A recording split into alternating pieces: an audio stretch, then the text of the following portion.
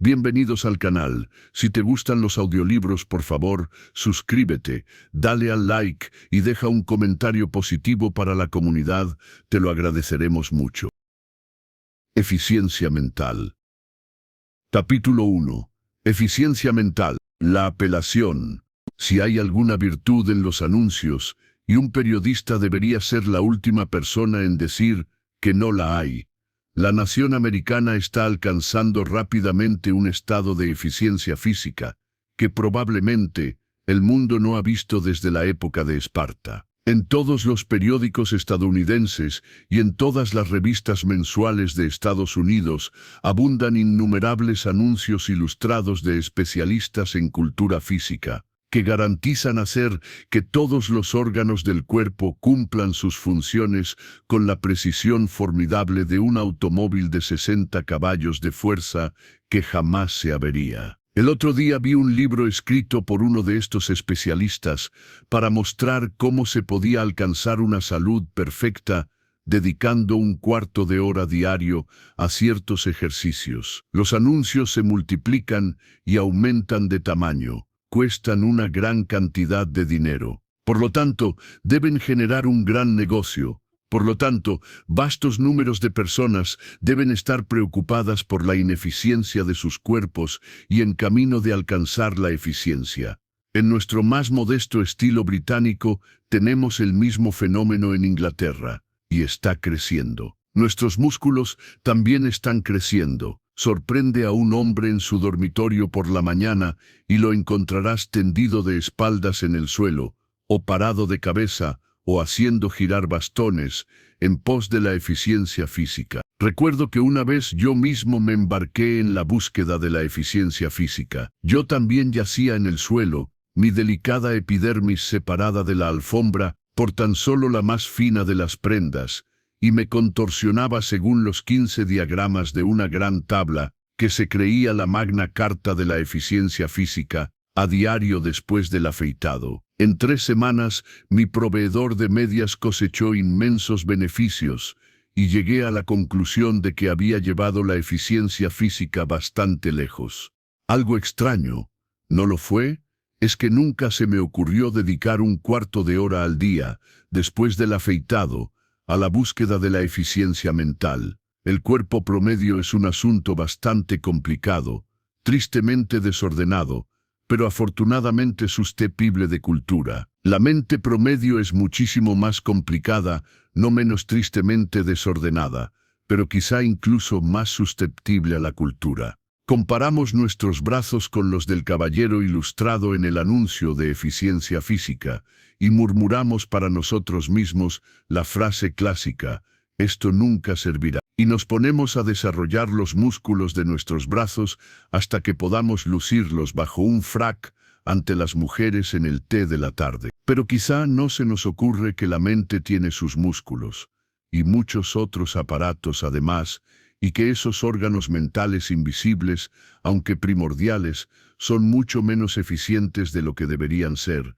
que algunos de ellos están atrofiados, otros hambrientos, otros fuera de forma, etc. Un hombre de profesión sedentaria se va a dar una larga caminata el lunes de Pascua, y por la tarde está tan exhausto que apenas puede comer. Se despierta a la ineficiencia de su cuerpo, causada por su descuido, y se sorprende tanto que decide tomar medidas correctivas. O caminará hasta la oficina, o jugará al golf, o realizará los ejercicios post-afeitado. Pero que el mismo hombre, tras un prolongado periodo sedentario de periódicos, revistas y novelas, saque su mente a escalar vigorosamente entre las rocas de un tema científico, filosófico o artístico. ¿Qué hará? ¿Se quedará fuera todo el día y regresará por la noche demasiado cansado incluso para leer su periódico? No lo hará. Es 10-1 que, al encontrarse sin aliento después de un cuarto de hora, ni siquiera persista hasta que recupere el aliento, sino que regrese de inmediato. Notará con genuina preocupación que su mente está tristemente fuera de forma y que realmente debe hacer algo para ponerla en orden. No lo hará. Es 100-1 que aceptará tranquilamente el status quo, sin vergüenza y sin un pesar realmente punzante. ¿He dejado claro mi significado? Digo, sin un pesar realmente punzante, porque indudablemente existe un cierto vago pesar al darse cuenta de que uno está limitado por una ineficiencia mental que sin demasiada dificultad podría ser curada. Ese vago pesar emana como un vapor de la sección más culta del público. Se detecta en todas partes, y especialmente entre las personas que se encuentran cerca de la mediana edad. Perciben la existencia de inmensas cantidades de conocimiento, ni la más mínima partícula de las cuales llegaran a hacer suya. Salen de sus ordenadas viviendas en una noche estrellada y sienten, de manera vaga, la maravilla de los cielos, pero una voz tenue y suave les dice que, aunque han leído en un periódico que hay 50.000 estrellas en las Pléyades, ni siquiera pueden señalar las Pléyades en el cielo. ¿Cómo desearían comprender la significación de la teoría nebular, la más abrumadora de todas las teorías? Y los años pasan, y hay 24 horas en cada día, de las cuales trabajan apenas 6 o 7, y solo se necesita un impulso, un esfuerzo, un sistema, para curar gradualmente la holgazanería de la mente, para darle tono a sus músculos y permitirle lidiar con los esplendores del conocimiento y la sensación que le esperan. Pero el pesar no es lo suficientemente punzante. No hacen nada, siguen sin hacer nada. Es como si pasaran eternamente a lo largo de una mesa interminable repleta de delicias y no pudieran extender la mano para tomar nada. ¿Exagero? No hay, en el fondo de la conciencia de la mayoría de nosotros, un sentimiento lamentable de que nuestras mentes son como el hígado del anuncio, lentas, y que por esa lentitud de nuestras mentes no hay excusa ni de incompetencia, ni de falta de tiempo, ni de falta de oportunidad, ni de falta de medio. ¿Por qué no sale algún especialista en eficiencia mental y nos muestra cómo hacer que nuestras mentes hagan el trabajo que sin duda son capaces de hacer? No me refiero a un charlatán. Todos los especialistas en eficiencia física que publicitan ampliamente no son charlatanes. Algunos de ellos logran resultados muy genuinos. Si se puede idear un tratamiento para el cuerpo, se puede idear un tratamiento para la mente. Así podríamos realizar algunas de las ambiciones que todos albergamos respecto a la utilización, en nuestro tiempo libre, de esa magnífica máquina que dejamos oxidar dentro de nuestros cráneos. Tenemos el deseo de perfeccionarnos, de redondear nuestras carreras con las gracias del conocimiento y el gusto. ¿Cuántas personas no emprenderían gustosamente alguna rama de estudio serio, para no morir bajo la acusación de haber vivido y muerto sin haber sabido realmente nada sobre nada? No es la falta de deseo lo que se lo impide. Y es, primero, la falta de fuerza de voluntad. No la voluntad de comenzar, sino la de continuar. Y segundo, un aparato mental que está fuera de forma, hinchado, endeble, por puro descuido. El remedio, pues, se divide en dos partes: el cultivo de la fuerza de voluntad y el acondicionamiento del aparato mental. Y estas dos ramas de la cura deben trabajarse simultáneamente.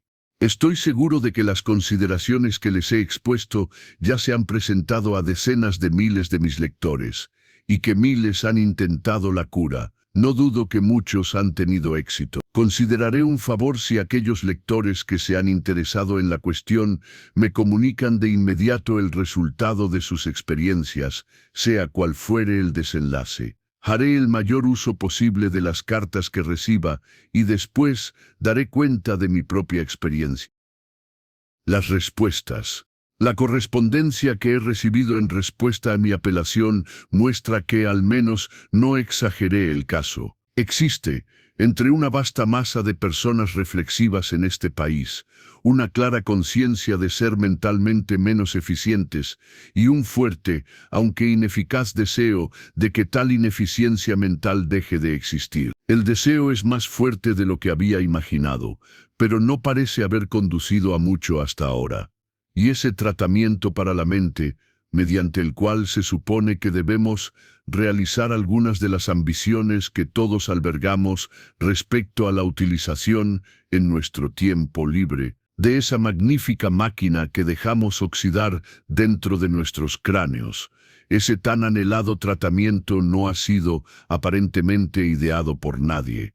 El sando del cerebro aún no se ha asomado en el horizonte. Por otro lado, parece existir una expectativa general de que yo, personalmente, desempeñaré el papel del sando del cerebro. Pensamiento vano. He estado muy interesado en las cartas, algunas de las cuales, como exposición del asunto en cuestión, son admirables. No es de extrañar que las mejores provengan de mujeres, pues aparte del genio, la mujer suele ser más conmovedoramente lírica que el hombre en el anhelo de lo ideal. Sin embargo, la más entusiasta de todas las cartas que he recibido es de un caballero cuya idea es que deberíamos ser hipnotizados hasta alcanzar la eficiencia mental. Después de abogar por el establecimiento de una institución de psicología práctica de donde se puedan graduar personas aptas y decentes, cuyos esfuerzos se dirijan hacia el mecanismo mental subconsciente del niño o incluso del adulto, este hipnotista prosigue entre el académico, cuya especialidad es una intrascendente telaraña, el médico que se ha metido en la cabeza de que es el padre adoptivo lógico de asuntos psiconómicos, y el flagrante profesor que se ocupa de trucos de monos con unos somnámbulos en el escenario del musical. Se le está dejando pasar desapercibido uno de los factores más potentes del desarrollo mental. ¿Soy yo? No tengo la menor idea de lo que este caballero quiere decir, pero puedo asegurarle que se equivoca. Puedo extraer más sentido de las palabras de otro corresponsal que, despreciando absolutamente las cosas de la mente, compara a cierta clase de jóvenes con un encurtido de media penique con las huevas fuera, y afirma que él mismo se salió del compás por tener que descargar 10 toneladas de carbón en 3 horas y media cada día durante varios años. Esto es interesante y constructivo, pero está un poco fuera del punto. Una señora, cuyo optimismo se indica por su seudónimo Espérance, da en el clavo, o mejor dicho, en uno de los puntos, en una carta muy sensata. Me parece, dice, que la gran causa de la ineficiencia mental es la falta de concentración, quizás especialmente en el caso de las mujeres. Puedo atribuir mis principales fracasos a esta causa. La concentración es un talento. Puede cultivarse en cierta medida, pero debe ser innato.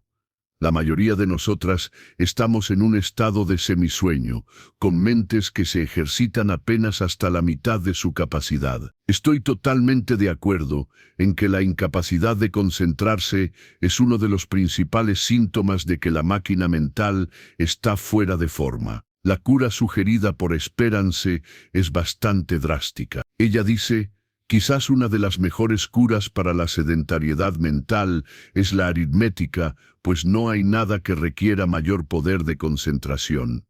Tal vez la aritmética pueda ser una cura efectiva, pero no es una cura práctica, porque casi nadie la practicaría. No puedo imaginar al hombre común que, teniendo un par de horas libres por la noche y también el sincero deseo, pero no la fuerza de voluntad de mejorar su gusto y conocimiento, se sentaría deliberadamente a hacer cuentas como preliminar calistenia mental. Como dijo la marioneta de Ibsen, la gente no hace estas cosas. ¿Por qué no lo hacen? La respuesta es simplemente porque no lo harán, simplemente porque la naturaleza humana no se inclina hacia ello. La sugerencia de Espérance de aprender poesía es algo mejor. Ciertamente, la mejor carta que he recibido es de la señorita H. Don. Ella dice: esta idea de evitar la reprochable acusación de vivir y morir sin saber realmente nada de nada, me llegó por sí sola desde algún lugar cuando era niña. Y al mirar atrás, creo que ese pensamiento me impulsó a hacer algo en este mundo, a ponerme al nivel de personas que hacían cosas, personas que pintaban cuadros, escribían libros, construían puentes o hacían algo fuera de lo común. Esto me ha parecido a lo largo de toda mi vida, algo que vale la pena. Aquí debo interceder para decir que tal afirmación resulta algo generalizadora. De hecho, arrastra consigo una gran cantidad de nobles y legítimas ambiciones directamente al montón de lo que no vale la pena. Creo que la escritora desearía modificarlo. Continúa, y cuando llega el día en que no he realizado alguna lectura seria, por pequeña que sea la cantidad, o alguna escritura, o he estado demasiado triste o apagada para notar la brillantez del color del sol, de la hierba y las flores, del mar o del resplandor lunar sobre el agua, pienso que ese día ha sido malgastado. Así, debo pensar que el incentivo para hacer un poco cada día, algo fuera de lo ordinario, hacia la verdadera cultura de la mente, es el comienzo de la cura de la ineficiencia mental. Esto es muy ingenioso y bueno. Además, llega el día en que el hábito mental se ha convertido en parte de nuestra vida y valoramos el trabajo mental por el mero hecho de trabajar. Pero no estoy seguro de ello. En lo personal, nunca he valorado el trabajo por el simple hecho de trabajarlo. Y nunca lo haré. Y solo valoro ese trabajo mental por la conciencia más plena e intensa de estar vivo que me proporciona. Los remedios de la señorita H. Don son vagos. En cuanto a la falta de fuerza de voluntad, el primer paso es reconocer tu debilidad. El siguiente paso es sentir la vergüenza ordinaria de ser defectuoso. Dudo gravemente que esos pasos conduzcan a algo definitivo. Tampoco resulta muy útil. Aconsejaría leer, observar, escribir. Aconsejaría el uso de cada sentido y de cada facultad con la que, al fin, aprendamos la sacralidad de la vida. Esto es rogar la pregunta. Si las personas, simplemente deseándolo, pudieran leer, observar, escribir y utilizar todas sus facultades y sentidos de manera regular y seria, habría muy poca ineficiencia mental. Veo que me veré obligado a construir un programa basado en mis propias experiencias amargas y ridículas. La cura. Pero las tareas en horas de perspicacia voluntaria pueden cumplirse a través de horas de melancolía. Las líneas anteriores de Matthew Arnold son citadas por uno de mis numerosos corresponsales para sostener cierto optimismo en cuanto al intento sistemático de mejorar la mente. Forman parte de un hermoso e inspirador poema, pero temo gravemente que contravengan la vasta mayoría de la experiencia terrenal. Con frecuencia he constatado que una tarea voluntada en alguna hora de perspicacia no puede cumplirse a través de horas de melancolía. No, no y no. Desear es fácil. Basta con el contagio momentáneo y brillante de un espíritu más fuerte que el propio. Cumplir, mañana tras mañana, o noche tras noche, durante meses y años, esto es realmente terrible. Y no hay ninguno de mis lectores que no esté de acuerdo conmigo. Sin embargo, tal es la elasticidad de la naturaleza humana que la mayoría de mis corresponsales están bastante dispuestos a ignorar el triste hecho y a demandar de inmediato: ¿qué debemos desear? Dinos qué debemos desear. Algunos parecen pensar que han resuelto la dificultad cuando han propuesto ciertos sistemas de memoria y entrenamiento mental. Dichos sistemas pueden ser en sí mismos útiles o inútiles. La evidencia que me han ofrecido es contradictoria, pero aunque fueran sistemas perfectos, un hombre no puede nacer intelectualmente de nuevo simplemente uniéndose a una clase de memoria. El mejor sistema depende enteramente del poder de resolución del hombre, y lo que realmente cuenta no es el sistema, sino el espíritu con el que el hombre lo emplea. Ahora bien, el espíritu adecuado solo puede inducirse mediante una cuidadosa consideración y realización de las condiciones del hombre, las limitaciones de su temperamento, la fuerza de las influencias adversas y las lecciones de su pasado. Permítanme tomar un caso promedio. Permítanme tomar su caso, oh hombre o mujer de 30 años, que vive en comodidad, con algunos cuidados, algunas responsabilidades y un trabajo diario bastante arduo, pero no excesivo. La cuestión de la eficiencia mental está en el aire. Le interesa. Le toca de cerca. Su conciencia le dice que su mente es menos activa y menos informada de lo que podría ser. De repente se levanta del asiento del jardín y se dice a sí mismo que se hará cargo de su mente y hará algo con ella. Espere un momento. Sea tan amable de volver a hundirse en ese asiento del jardín y aferrar esa raqueta de tenis un poco más. Ya ha tenido esas horas de perspicacia antes, ya lo sabe. No ha llegado a los 30 sin haber intentado cumplir nobles resoluciones y sin éxito. ¿Qué precauciones tomará contra el fracaso esta vez? Porque su voluntad probablemente no es más fuerte ahora que antes. Ha admitido y aceptado el fracaso en el pasado. Y ninguna herida es más cruel para el espíritu de resolución que la infligida por el fracaso. Usted imagina que la herida está cerrada, pero justo en el momento crítico puede reabrirse y sangrar mortalmente. ¿Cuáles son sus precauciones? ¿Ha pensado en ellas? No, no lo ha hecho. No tengo el placer de conocerle, pero le conozco porque me conozco a mí mismo. Su fracaso en el pasado se debió a una o más de 3 causas. Y la primera fue que emprendió demasiado al principio. Comenzó con un magnífico programa. Usted es algo así como un experto en ejercicios físicos. No estaría orgullosamente en estos tiempos sin serlo, y por tanto jamás intentaría una carrera de vallas o una hora ininterrumpida de giro de bastones sin algún tipo de preparación. La analogía entre el cuerpo y la mente debería haberle impactado. Esta vez, por favor, no formule un programa elaborado, no formule ningún programa, confórmese simplemente con un trote preliminar. Un trote preliminar ridículamente fácil. Por ejemplo, y lo doy meramente a modo de ejemplo, podría decirse a sí mismo: dentro de un mes a partir de esta fecha, leeré 2 veces el pequeño libro sobre educación de Herbert Spencer, 6 peniques, y haré anotaciones a lápiz en la contraportada de aquello que particularmente me impresione. Usted piensa que eso no es nada, que puede hacerlo de cabeza, y así sucesivamente. Pues hágalo. Cuando lo haya hecho, al menos poseerá la satisfacción de haber resuelto hacer algo y de haberlo hecho. Su mente habrá ganado tono y un sano orgullo. Incluso estará justificado en establecerse algún tipo de programa sencillo para extenderse durante 3 meses. Y habrá adquirido algunos principios generales a la luz de los cuales construir dicho programa. Pero sobre todo, habrá evitado el fracaso, esa herida peligrosa.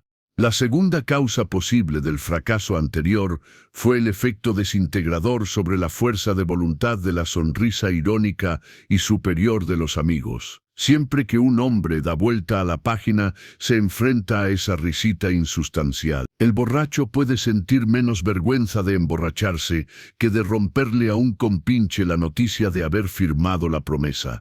Extraño, pero cierto. Y la naturaleza humana debe ser tenida en cuenta. Claro que, en algunos espíritus severos, el efecto de esa sonrisa es simplemente endurecer la resolución, pero en la mayoría su influencia resulta perjudicial. Por lo tanto, no vaya a clavar su bandera al mástil. No levante ninguna bandera, no diga nada, trabaje de la manera más discreta posible.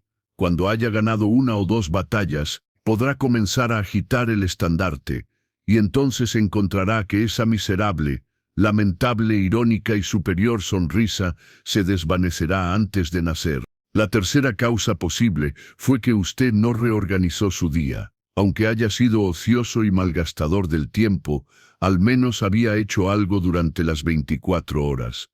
Se iba a trabajar con la vaga idea de que cada día tenía 26 horas. Algo grande y definitivo tiene que ser eliminado. Algún espacio en la densa jungla del día ha de ser despejado y barrido para las nuevas operaciones. Robarse el sueño no le ayudará, ni tampoco intentar meter un tiempo para el estudio entre otros 2 momentos. Use el cuchillo y úselo con libertad.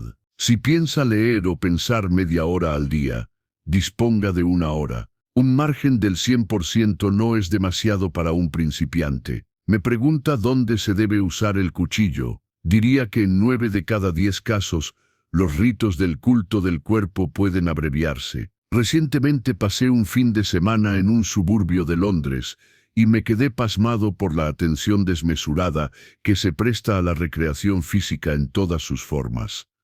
Fue una orgía gigante de músculos por todas partes. Me impactó, pobremente marchita, pensé. Cricket, fútbol, navegación, golf y tenis tienen sus temporadas. Pero tú no. Estas consideraciones son generales y preliminares. Ahora debo entrar en detalle. Calistenia mental. He tratado el estado de la mente en el que uno debe comenzar un esfuerzo serio hacia la eficiencia mental, y también las probables causas del fracaso en esfuerzos anteriores. Ahora llegamos a lo que podría llamar la calistenia del asunto, ejercicios que pueden compararse en términos generales con los ejercicios técnicos necesarios para aprender a tocar un instrumento musical. Es curioso que una persona que estudia un instrumento musical no sienta la menor vergüenza al hacer simples ejercicios para los dedos y las muñecas, mientras que una persona que trata de poner su mente en orden casi seguramente experimentará una falsa vergüenza al pasar por actuaciones que, sin duda, le son beneficiosas. Ahí radica uno de los grandes obstáculos para la eficiencia mental. Dígale a un hombre que se una a una clase de memoria, y titubeará y dirá, como ya he comentado, que la memoria no es todo. Y en fin, no se unirá a la clase de memoria, en parte por indolencia, lo reconozco, pero más por una falsa vergüenza. No es cierto, incluso vacilará sobre aprender cosas de memoria. Sin embargo, hay pocos ejercicios mentales mejores que aprender de memoria una gran poesía o prosa.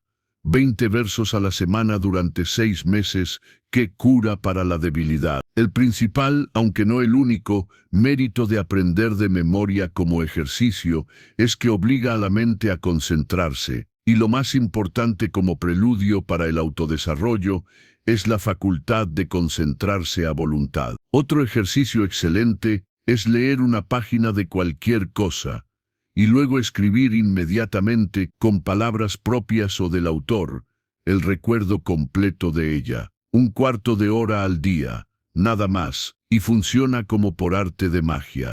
Esto me lleva al departamento de la escritura. Soy escritor de profesión, pero no creo tener prejuicios a favor del ejercicio de escribir. De hecho, me digo cada mañana que si hay un ejercicio en el mundo que odio, es el ejercicio de escribir. Pero debo afirmar que, en mi opinión, el ejercicio de escribir es parte indispensable de cualquier esfuerzo genuino hacia la eficiencia mental. No me importa mucho lo que escriba, siempre y cuando formule oraciones y logre continuidad. Hay 40 maneras de escribir de forma no profesional, y todas son buenas. Puede llevar un diario completo, como dice el señor Arthur Christopher Benson que él hace.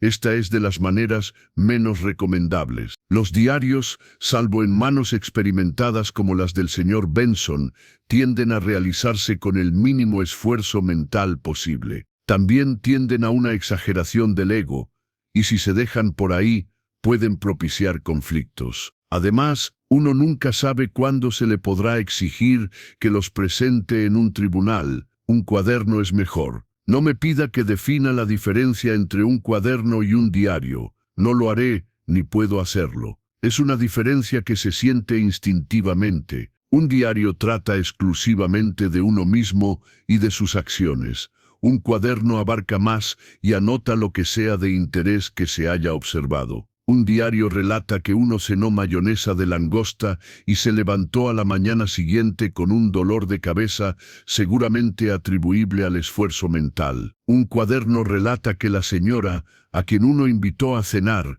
tenía ojos marrones y un agradable modo de echar la cabeza hacia atrás tras formular una pregunta, y da cuenta de las extrañas aventuras de su esposo en Colorado, etc. Un diario es todo yo, en sí mismo yo.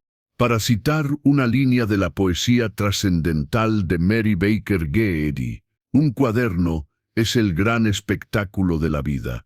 Un cuaderno puede ser especial o general. Conozco a un hombre que lleva un cuaderno de todos los casos de superstición actual que encuentra. Lo comenzó sin la menor sospecha de que estaba iniciando un documento de asombroso interés y de real valor científico, pero así fue el caso. En ausencia de un diario o cuaderno, uno puede escribir ensayos si se tiene el coraje moral, o simplemente puede tomar notas sobre el libro que lee, o puede construir antologías de pasajes que hayan ejercido un atractivo individual y particular sobre sus gustos. La construcción de antologías es uno de los pasatiempos más agradables que puede tener una persona que no esté loca por el golf y el bridge, es decir, una persona pensante, y lo recomiendo a quienes, desconfiando discretamente de su capacidad para mantener un ritmo rápido de principio a fin, están ansiosos por comenzar su curso intelectual de forma suave y moderada. En cualquier caso, escribir, el acto de escribir, es vital para casi cualquier plan. Diría que era vital para todo plan, sin excepción, si no estuviera seguro de que algún corresponsal amable señalaría al instante un plan para el que, obviamente, la escritura no fuera vital. Después de escribir viene el pensar. La secuencia puede parecer extraña, pero yo la mantengo. En esta conexión no puedo hacer mejor que citar una admirable carta que he recibido de un corresponsal que desea ser conocido únicamente como un conferenciante de Oxford. Las cursivas, excepto la última, son mías, no suyas. Él dice: hasta que un hombre tenga su cerebro físico completamente bajo control, suprimiendo su excesiva receptividad, sus tendencias a reproducir ociosamente los pensamientos de otros y a dejarse llevar por cada ráfaga de emoción, sostengo que no puede hacer ni una décima parte del trabajo que entonces sería capaz de realizar con poco o ningún esfuerzo. Además, aparte del trabajo, no ha entrado en su reino, y las ilimitadas posibilidades de desarrollo futuro le están vedadas. La eficiencia mental puede alcanzarse mediante la práctica constante de la meditación, es decir, concentrando la mente, digamos, durante tan solo 10 minutos diarios, pero con absoluta regularidad en algunos de los pensamientos más elevados de los que es capaz. Los fracasos serán frecuentes, pero deben considerarse con simple indiferencia y perseverancia obstinada en el camino escogido. Si se sigue ese camino sin interrupción siquiera por unas pocas semanas, los resultados hablarán por sí mismos. Estoy totalmente de acuerdo con lo que dice este corresponsal, y le agradezco haber expuesto tan hábilmente el asunto, pero considero que tal práctica de meditación, tal como él la indica, es más bien un ejercicio avanzado para un principiante. Una vez que el principiante haya comenzado y ganado algo de confianza en su fuerza de voluntad, y adquirido la habilidad de definir sus pensamientos con suficiente claridad para plasmarlos por escrito, entonces, en mi opinión, sería el momento oportuno para emprender lo que sugiere un conferenciante de Oxford. Por cierto, él recomienda encarecidamente el libro de la señora Annie Besant, Thought Power, Its Control and Culture. Dice que trata el tema con claridad científica y ofrece un método práctico para entrenar la mente. Yo respaldo esa última parte de su afirmación. Eso es todo lo relativo a los procesos más o menos técnicos de sacudir a la mente de su pereza y hacer que obedezca exactamente las aspiraciones del alma. Y aquí concluyo. Numerosos corresponsales me han pedido que esboce un curso de lectura para ellos. En otras palabras, me han pedido que particularice para ellos las aspiraciones de sus almas. Sin embargo, mi tema no era el autodesarrollo. Mi tema era la eficiencia mental como medio para el autodesarrollo. Por supuesto, uno solo puede adquirir eficiencia mental en el esfuerzo real del autodesarrollo. Pero yo me ocupaba, no de elegir la ruta, sino de la manera de seguirla. Usted me dice que me ocupo del mejor método para caminar, y me niego a discutir a dónde ir. Precisamente, un hombre no puede decirle a otro a dónde quiere ir.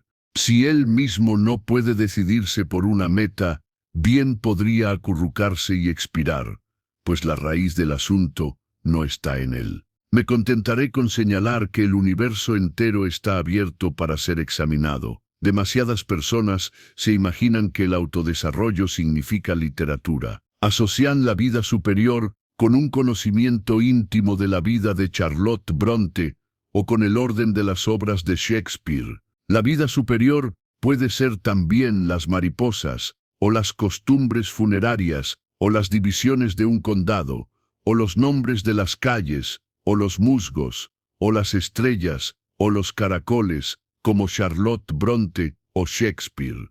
Elija lo que le interese. Muchas personas finamente organizadas y mentalmente eficientes no pueden leer a Shakespeare a cualquier precio. Y si se les preguntara quién es el autor de The Tenant of Wildfell Hall, podrían responder orgullosamente Emily Bronte, si no dijeran que ni han oído hablar de ello. Un conocimiento exacto de cualquier tema, unido a un sentido cuidadosamente nutrido de la relatividad de ese tema respecto a otros, implica un enorme autodesarrollo. Con este consejo concluyo. Capítulo 2. Expresar la individualidad. Lo más curioso y útil que se puede comprender es que uno nunca sabe la impresión que está causando en los demás. A menudo se puede adivinar con bastante exactitud si es buena, mala o indiferente. Hay personas que hacen innecesario adivinarla, prácticamente se la informan. Pero no es a eso a lo que me refiero. Me refiero a que uno no posee en su mente la imagen mental correspondiente a la que su personalidad deja en las mentes de sus amigos. ¿Se le ha ocurrido alguna vez que hay un individuo misterioso que anda por ahí caminando por las calles, visitando casas a tomar el té, charlando, riendo, refunfuñando, discutiendo, y que todos sus amigos lo conocen y hace tiempo que lo han evaluado y han llegado a una conclusión definida sobre él, sin decirle a usted más que una palabra casual y cautelosa, y que ese individuo es usted? Suponiendo que entrara en un salón donde se está tomando el té, ¿cree que se reconocería a sí mismo como una individualidad?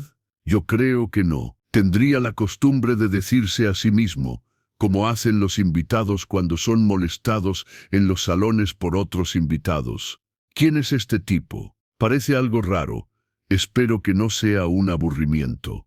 Y su primera impresión sería ligeramente hostil, porque, incluso cuando uno se encuentra a sí mismo en un espejo inesperado, vestido con la ropa que se ha puesto ese mismo día y que se conoce de memoria, casi siempre se sorprende al darse cuenta de que usted es usted. Y de vez en cuando se mira en el espejo para arreglarse el cabello con la sobriedad plena de la madrugada, no ha observado a un completo desconocido, y no le ha despertado en cierta medida la curiosidad. Y si sucede así con detalles externos precisos de forma, color y movimiento, ¿qué no podrá ocurrir con el vago efecto complejo de la individualidad mental y moral? Un hombre trata sinceramente de causar una buena impresión.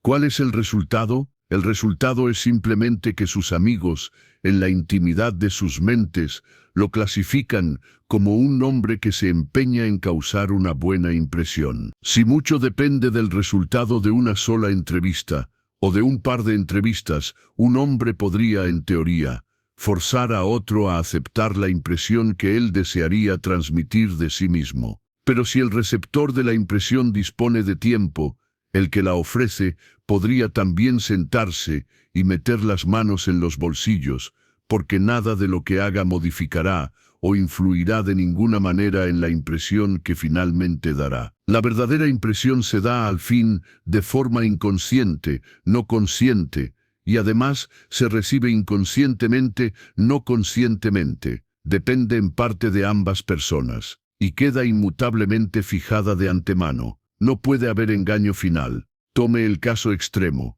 el de la madre y su hijo. Se oye decir que el hijo engaña a su madre. No es así. Si él es cruel, negligente, autoritario, ella lo percibe perfectamente. Él no la engaña, y ella no se engaña a sí misma. A menudo he pensado, si un hijo pudiera mirar en el corazón de su madre, ¿qué revelación tendría? Exclamaría: este juicio frío e imparcial, esta visión aguda de mis defectos, esta implacable memoria de pequeños desaires, injusticias y desaires insensibles cometidos hace tiempo, en el seno de mi madre. Sí, amigo mío, en el seno de tu madre. La única diferencia entre tu madre y otra persona es que ella te acepta tal como eres, y te ama por lo que eres. Ella no es ciega, no lo imagines. Lo asombroso no es que la gente sea tan mala para juzgar el carácter, sino que sean tan buenos jueces, especialmente de lo que podría llamar carácter fundamental. La persona más astuta no puede ocultar para siempre su carácter fundamental a los más sencillos. Y la gente juzga con mucha severidad también. Piensa en tus mejores amigos. ¿Acaso pasas por alto sus defectos? Al contrario, quizá eres demasiado consciente de ellos. Cuando los convocas en el ojo de la mente, no ves una creación ideal. Cuando los encuentras y hablas con ellos, constantemente haces reservas en su contra. A menos, por supuesto, que seas una colegiala desbordante de entusiasmo, como una fuente. Es bueno, al juzgar a un amigo, recordar que él te juzga a ti con la misma imparcialidad divina y superior. Es bueno comprender a fondo que en tu individualidad, aquello que más irrita a tus amigos son las cosas de las que eres completamente inconsciente. No es hasta que han pasado los años que uno empieza a poder formar una vaga idea de cómo ha parecido a sus amigos. A los 41 se rememora 10 años atrás, y uno dice tristemente, pero con cierto divertimiento: debo haber sido bastante evidente en aquel entonces. Puedo ver cómo debo haberlos exasperado. Y sin embargo, en ese momento ni la más remota idea tuve al respecto. Mis intenciones eran de lo mejor, solo que no sabía lo suficiente. Y uno recuerda alguna acción particularmente burda y se reprende a sí mismo: sí, todo eso está muy bien, y la iluminación que viene con la edad es sumamente satisfactoria. Pero ahora tienes 40. ¿Qué dirás de ti mismo a los 50? Tales reflexiones fomentan la humildad y también promueven una renuencia que es imposible alabar en exceso, a pisar los callos de los demás. Hace un momento usé la frase carácter fundamental. Es un eco de la frase de Stevenson, decencia fundamental, y es la prueba final con la que uno juzga a sus amigos. Después de todo, es un sujeto decente. Debemos poder usar esa fórmula respecto a nuestros amigos. La amabilidad de corazón no es la mayor de las cualidades humanas, y su efecto general en el progreso del mundo no es enteramente benéfico, pero es la mayor de las cualidades humanas en la amistad. Es la cualidad menos prescindible. Volvemos a ella con alivio después de cualidades más brillantes, y tiene la gran ventaja de ir siempre de la mano de una mente amplia. Las personas de mente cerrada nunca son bondadosas. Puede que te sientas inclinado a refutar esta afirmación. Por favor, reflexiona sobre ello. Yo me inclino a sostenerla. Podemos perdonar la ausencia de cualquier cualidad, excepto la amabilidad de corazón. Y cuando a un hombre le falta eso, lo culpamos, no lo perdonamos. Esto es, por supuesto, escandaloso. Un hombre nace como nace, y puede tan fácilmente aumentar un codo a su estatura como añadir amabilidad a su corazón. Tal hazaña nunca se ha logrado, y nunca se logrará. Y sin embargo, culpamos a aquellos que carecen de amabilidad. Tenemos la increíble, insoportable y odiosa audacia de reprochárselo. Los pensamos como si no tuvieran otra ocupación que ir a una tienda y comprar amabilidad. Te oigo decir que la amabilidad de corazón se puede cultivar. Bueno, odio tener siquiera la apariencia de contradecirte, pero solo se puede cultivar en el sentido botánico. No se pueden cultivar violetas sobre una ortiga. Un filósofo nos ha encomendado sufrir a los necios con alegría. De manera más útil, nos había encomendado sufrir a las personas malintencionadas con alegría. Veo que en un arranque de distracción, me he desviado al púlpito. Bajo, capítulo 3. Romper con el pasado. Aquel oscuro amanecer nos despertó, y de inmediato se nos ocurrió: o al menos a aquellos de nosotros que hemos conservado algunas de nuestras ilusiones y nuestra ingenuidad, que teníamos algo por lo que alegrarnos, alguna causa para una vivacidad alegre y enérgica, y luego recordamos que era año nuevo y que había resoluciones por poner en práctica. Por supuesto, todos sonreímos de manera superior al mero mencionar las resoluciones de Año Nuevo. Pretendemos que son juguetes para niños y que hace tiempo que dejamos de considerarlas seriamente como una posible ayuda para la conducta. Pero somos tan engañadores, tan miserables y moralmente cobardes, por el terror de parecer ingenuos, que yo, por mi parte, no me dejaré engañar por esa sonrisa y esa pretensión. El individuo que se burla de las resoluciones de Año Nuevo se parece a la mujer que dice que no mira debajo de la cama por las noches. La verdad no está en él, y en el mismo instante en que miente, si su cráneo se volviera de repente transparente, veríamos resoluciones ardiendo con intensidad en su cerebro, como lámparas en Trafalgar Square. De esto estoy convencido que 19 de cada 20 de nosotros nos levantamos esa mañana animados por ese sentimiento especial de vivacidad alegre y enérgica que solo las resoluciones pueden producir. Y 19 de cada 20 también éramos conscientes de una alta virtud, olvidando que no es la formulación de resoluciones, sino su cumplimiento, lo que hace perdonable la conciencia de la virtud. Y en esta hora, mientras la actividad de la resolución aún está en pleno apogeo, quisiera insistir en el truismo, obvio quizá, pero propenso a ser pasado por alto, de que un hombre no puede avanzar y quedarse quieto al mismo tiempo. Así como los moralistas han advertido a menudo sobre la tendencia a vivir en el futuro, yo advertiré sobre la tendencia a vivir en el pasado, porque a mi alrededor veo a hombres atándose cuidadosamente con una cuerda irrompible a un poste inmóvil al pie de una colina y luego luchando por subir la colina. Si hay una resolución más importante que otra, es la resolución de romper con el pasado. Si la vida no es una negación continua del pasado, entonces no es nada. Esto puede parecer una doctrina dura y fría, pero ya sabes que hay aspectos del sentido común que son decididamente duros y fríos, y uno encuentra constantemente en las personas de común sentido, banda rara y selecta, una sorprendente cualidad de crueldad mezclada con rasgos más suaves. ¿No lo has notado? El pasado es absolutamente intratable, no se puede hacer nada con él. Y una atención exagerada hacia él es como una atención exagerada a los sepulcros, una señal de barbarie. Además, el pasado suele ser el enemigo de la alegría, y la alegría es un logro sumamente precioso. Personalmente, podría incluso llegar a mostrar hostilidad hacia el dolor y una marcada hostilidad hacia el remordimiento, dos estados mentales que se alimentan del pasado en lugar del presente. El remordimiento, que no es lo mismo que el arrepentimiento, no sirve para ningún propósito que yo haya podido descubrir. Lo que se ha hecho, y se acaba. Como dijo inolvidablemente un gran prelato, las cosas son lo que son, y sus consecuencias serán lo que serán. ¿Por qué, entonces, intentar engañarnos a nosotros mismos? ¿Acaso ese remordimiento por la maldad es un ejercicio útil y loable? Mucho mejor, olvidar. De hecho, la gente se regodea en el remordimiento.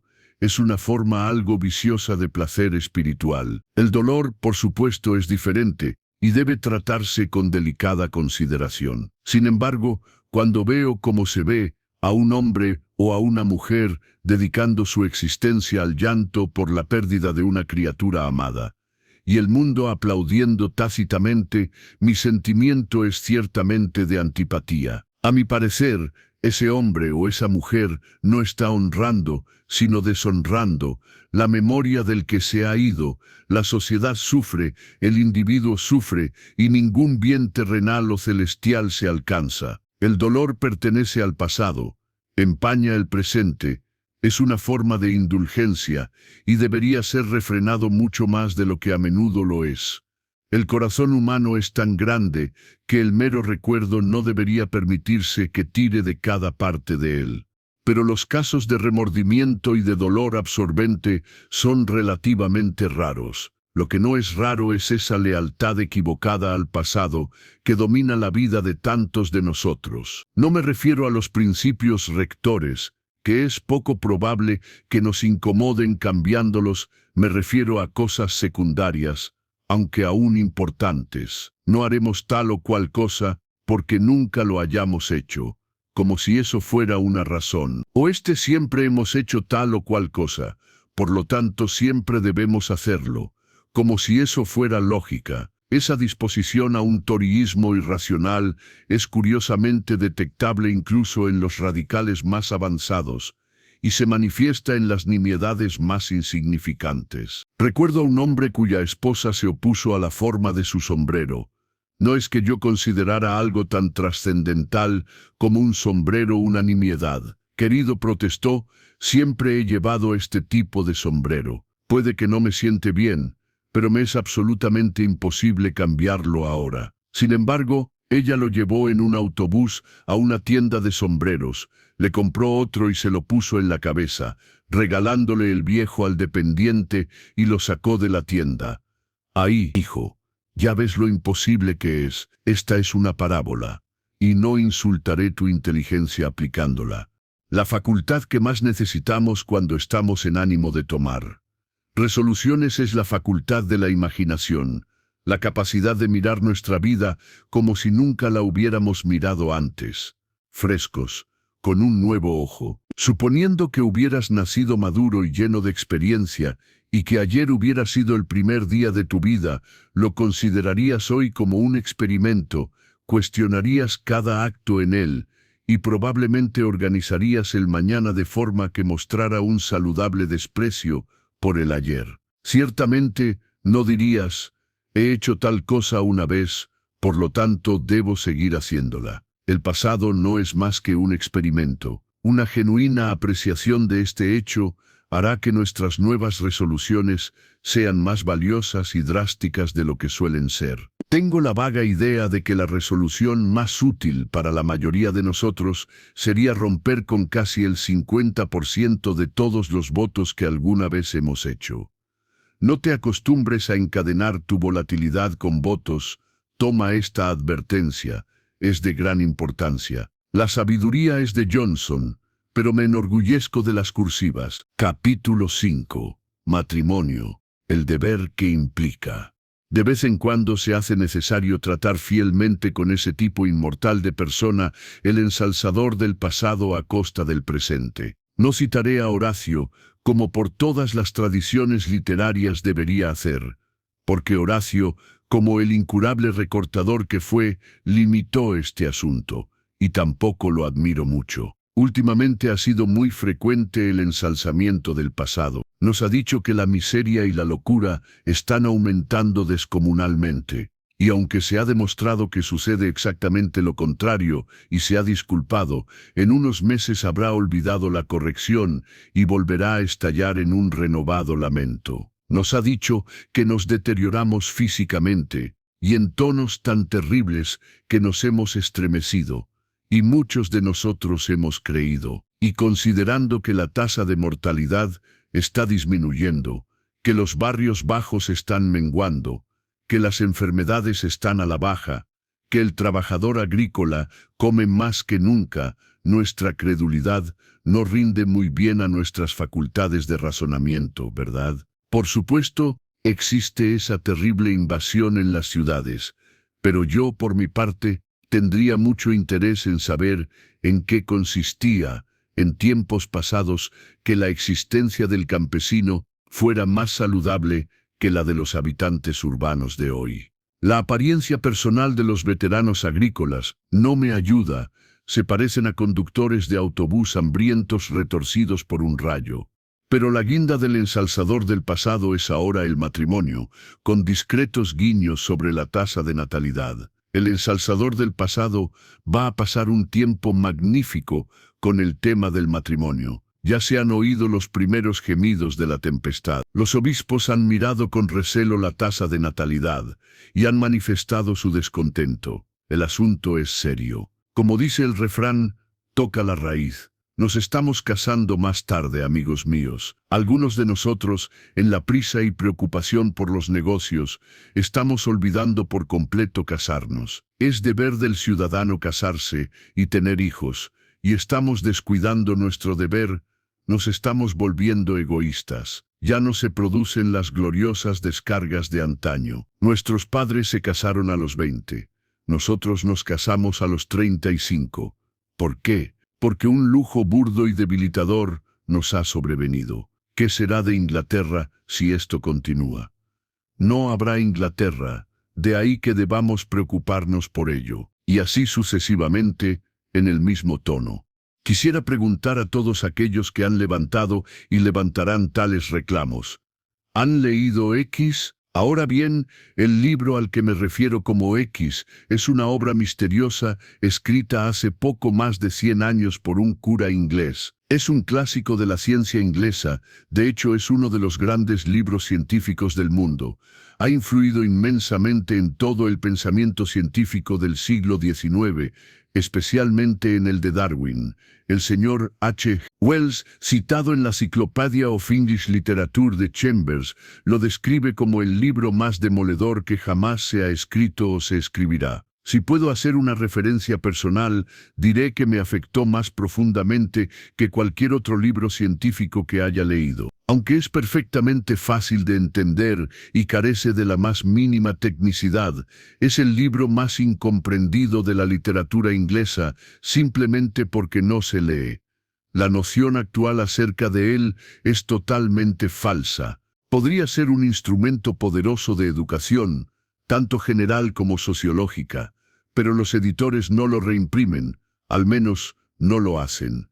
Y sin embargo, es 40 veces más interesante y 400 veces más educativo que los comentarios de Gilbert White sobre las aves de Selborne. Les dejo adivinar qué es X, pero no ofrezco premio por la solución de un problema que un gran número de mis lectores ciertamente resolverán de inmediato. Si aquellos que se angustian por el cambio en nuestro sistema matrimonial leyeran Exi, probablemente dejarían de preocuparse, porque se darían cuenta de que han estado poniendo el carro delante de los bueyes, que han elevado a la categoría de principios fundamentales ciertas normas de conducta promedio, que surgieron únicamente de ciertos instintos promedio en determinadas condiciones promedio, y que ahora se asustan porque, al haber cambiado las condiciones, las normas de conducta han cambiado con ellas. Una de las verdades que X aclara es que la conducta se adapta a las condiciones,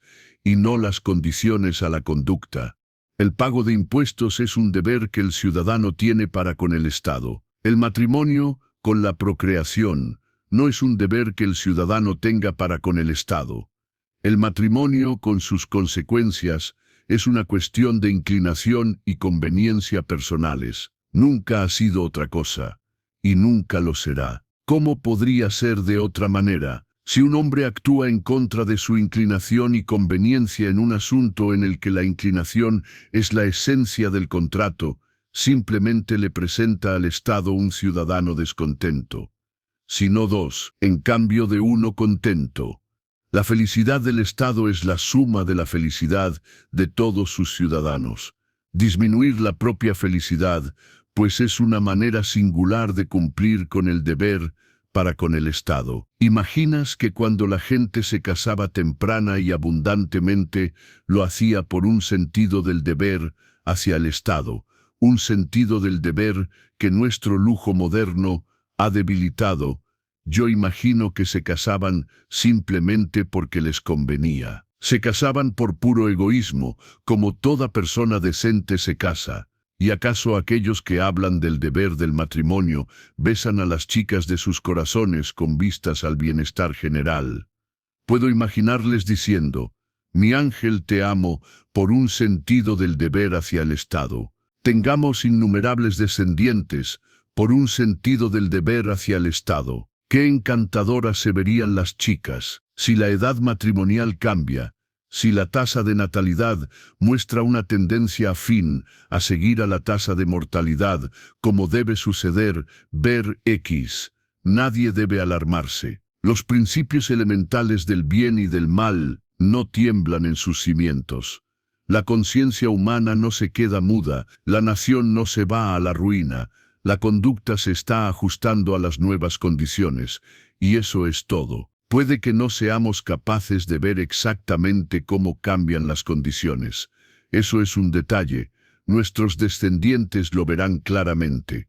Mientras tanto, el cambio en nuestra conducta nos ofrece alguna pista. Y aunque ciertas personas nerviosas se alarmen y prediquen y tomen medidas, el resto de nosotros podemos permanecer plácidos en la segura fe de que las medidas no servirán para nada. Si hay dos cosas que se sitúan muy por encima de la legislación, de los movimientos, las cruzadas y la predicación, una es la edad matrimonial y la otra la tasa de natalidad.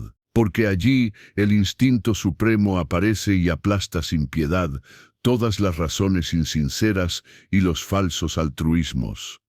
Aplasta todo de hecho y comenta con parsimonia: me adaptaré a mi propia conveniencia, y nadie más que la propia naturaleza, con norte mayúscula, hablará conmigo. No me molestes con lo correcto y lo incorrecto. Yo soy lo correcto y lo incorrecto. Y habiendo intentado de este modo despejar un poco el terreno de palabrería, propongo a continuación ofrecer unos simples comentarios sobre el matrimonio. La aventura que implica, habiendo procurado demostrar que los hombres no se casan y no deben casarse por un sentido del deber hacia el Estado o hacia la humanidad, sino simplemente y únicamente por una inclinación egoísta a casarse. Paso ahora al caso individual del hombre que está en condiciones de casarse y cuyas afectividades no están comprometidas. Por supuesto, si se ha enamorado, a menos que sea una persona de voluntad sumamente poderosa, no ponderará los pros y los contras del matrimonio. Simplemente se casará y ni 40.000 contras le impedirán hacerlo. Y estará absolutamente en lo cierto y justificado, así como la pajita que se arroja río abajo es absolutamente correcta y justificada. Pero el privilegio de enamorarse no se da a todos, y el inestimable privilegio de enamorarse profundamente se da a pocos. Sin embargo, el hombre a quien las circunstancias le permiten casarse, pero que no está enamorado, o lo está apenas, seguirá pensando en el matrimonio. ¿Cómo lo hará? Se lo diré. En primer lugar, si ha llegado a los 30 sin haber sido tocado por Afrodita, reflexionará que ese peculiar sentimiento de expectación romántica con el que se levanta cada mañana dejaría de existir tras el matrimonio. Y es un sentimiento muy agradable. En su lugar, en momentos de depresión, sentiría que ha hecho algo irremediable, que ha cerrado definitivamente una avenida para la expresión de su individualidad. Recuerde, por favor, que no describo lo que este hombre debería pensar, sino lo que él piensa. En segundo lugar, reflexionará que después del matrimonio, ya no podrá esperar las encantadoras bienvenidas que los solteros reciben tan a menudo de las mujeres, quedaría acabado como posibilidad, y no le agrada la perspectiva de quedar acabado como posibilidad. Tales consideraciones, todas relacionadas más o menos con la pérdida de la libertad, o palabra misteriosa y excitante, afectarán su actitud teórica. Y sepa usted que incluso la libertad de estar solo y melancólico sigue siendo libertad. Otras ideas se le ocurrirán. Una mañana, mientras se peina, verá una cana, y por muy joven que sea, se le aparecerá la anticipación de la vejez. Una vejez solitaria, una senilidad dependiente para sus necesidades sociales y domésticas, de sobrinos y sobrinas condescendientes o incluso de parientes más lejanos. Espantoso, inimaginable, y su primer impulso, especialmente si ha leído esa terrible novela, Fort comme la mort, de Maupassant, es salir corriendo a la calle y proponerle matrimonio a la primera chica que se cruce, para evitar esta espantosa pesadilla de una vejez solitaria. Pero antes de llegar hasta la puerta, reflexiona aún más. Suponga que se casa y que 20 años después su esposa muere y lo deja viudo. Seguirá teniendo una vejez solitaria y muchísimo más trágica que si hubiera permanecido soltero. Por lo tanto, el matrimonio no es un remedio seguro contra la vejez solitaria. Puede intensificar el mal. ¿Hijos? Pero suponga que no tiene hijos. Suponga que, habiendo hijos, mueren. ¡Qué angustia! Suponga simplemente que se enferman gravemente y se recuperan. ¡Qué experiencia de envejecimiento!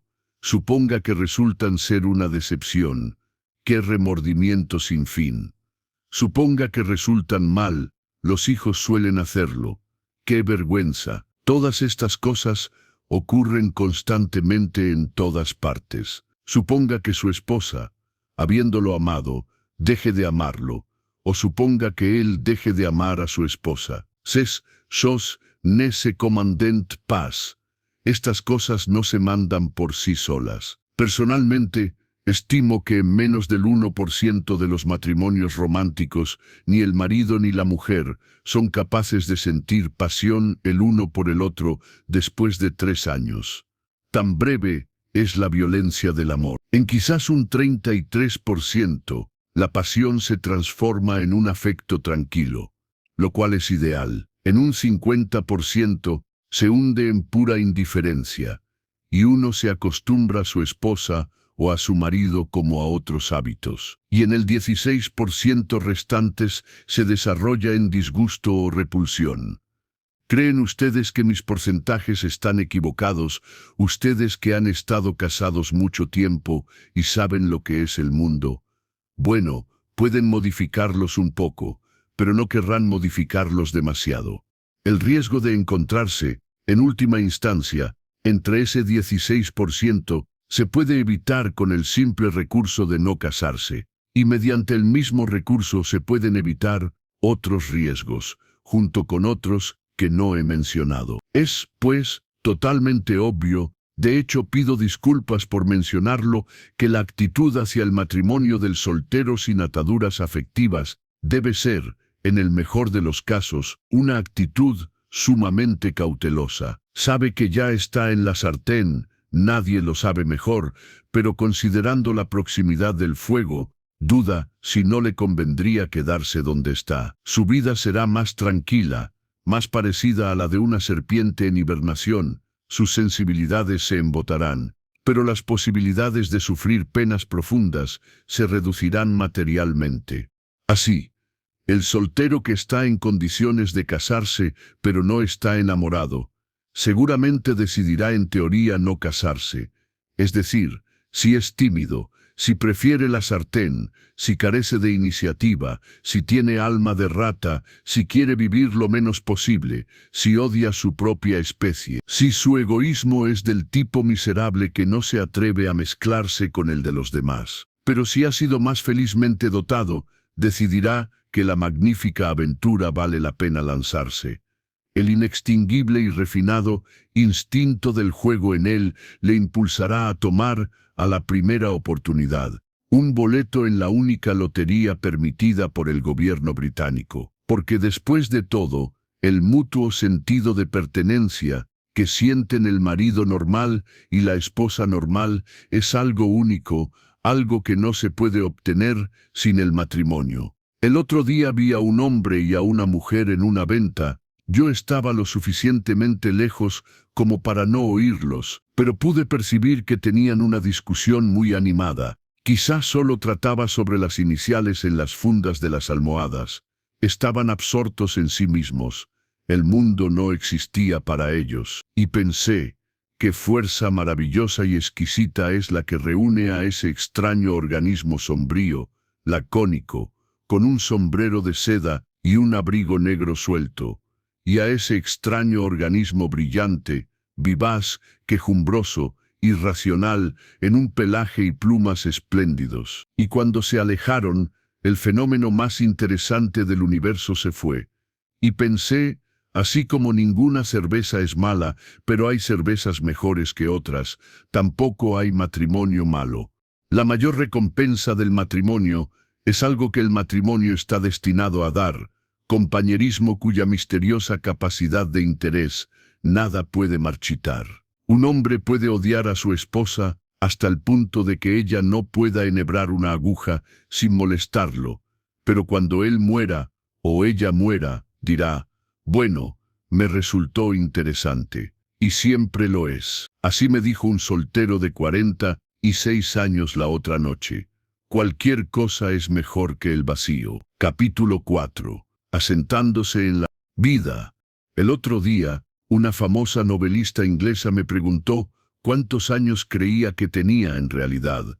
Bueno, me dije a mí mismo, ya que ella lo ha pedido, se lo daré. Seré tan fiel a la realidad como sus novelas. Así que respondí audazmente, 38. Imaginé que, si me equivocaba, al menos erraba por el lado de lo real, y temblé. Ella se rió triunfalmente. Tengo 43, dijo. El incidente podría haber pasado completamente a mi satisfacción si no hubiera continuado. Y ahora dime, ¿cuántos años tienes tú? Eso fue muy de mujer.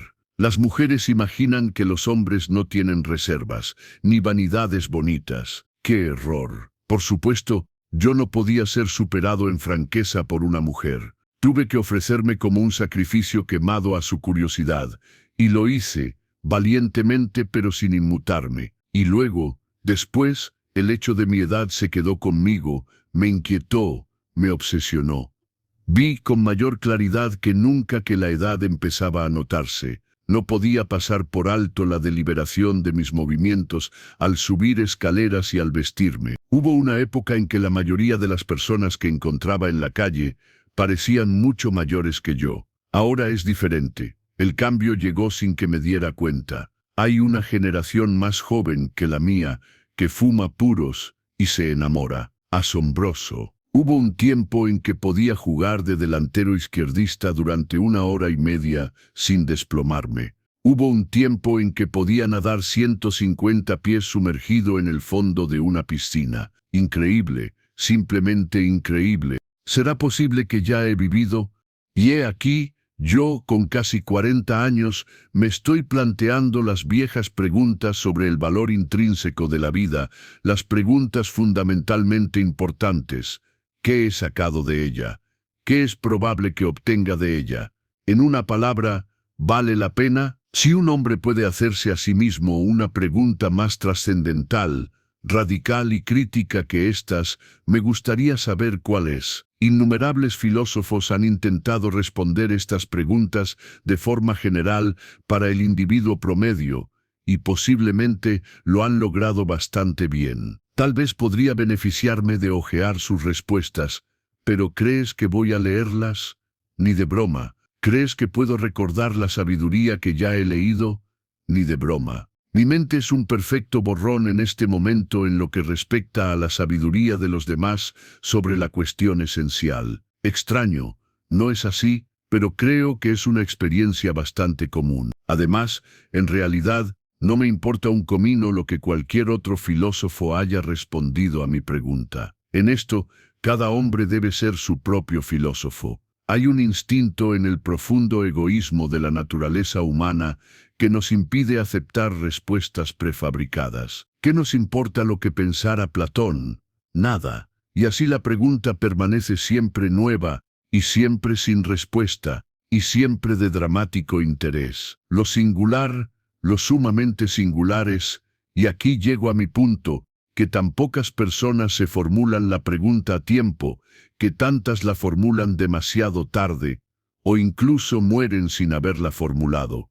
Estoy firmemente convencido de que una inmensa proporción de mis semejantes instruidos no solo omiten hacer el balance de sus vidas, sino que omiten incluso la operación preliminar de hacer un inventario. Siguen y siguen, comprando y vendiendo lo que no saben qué, a precios sin determinar, echando dinero en la caja y sacándolo. No saben qué mercancías hay en la tienda, ni cuánto hay en la caja.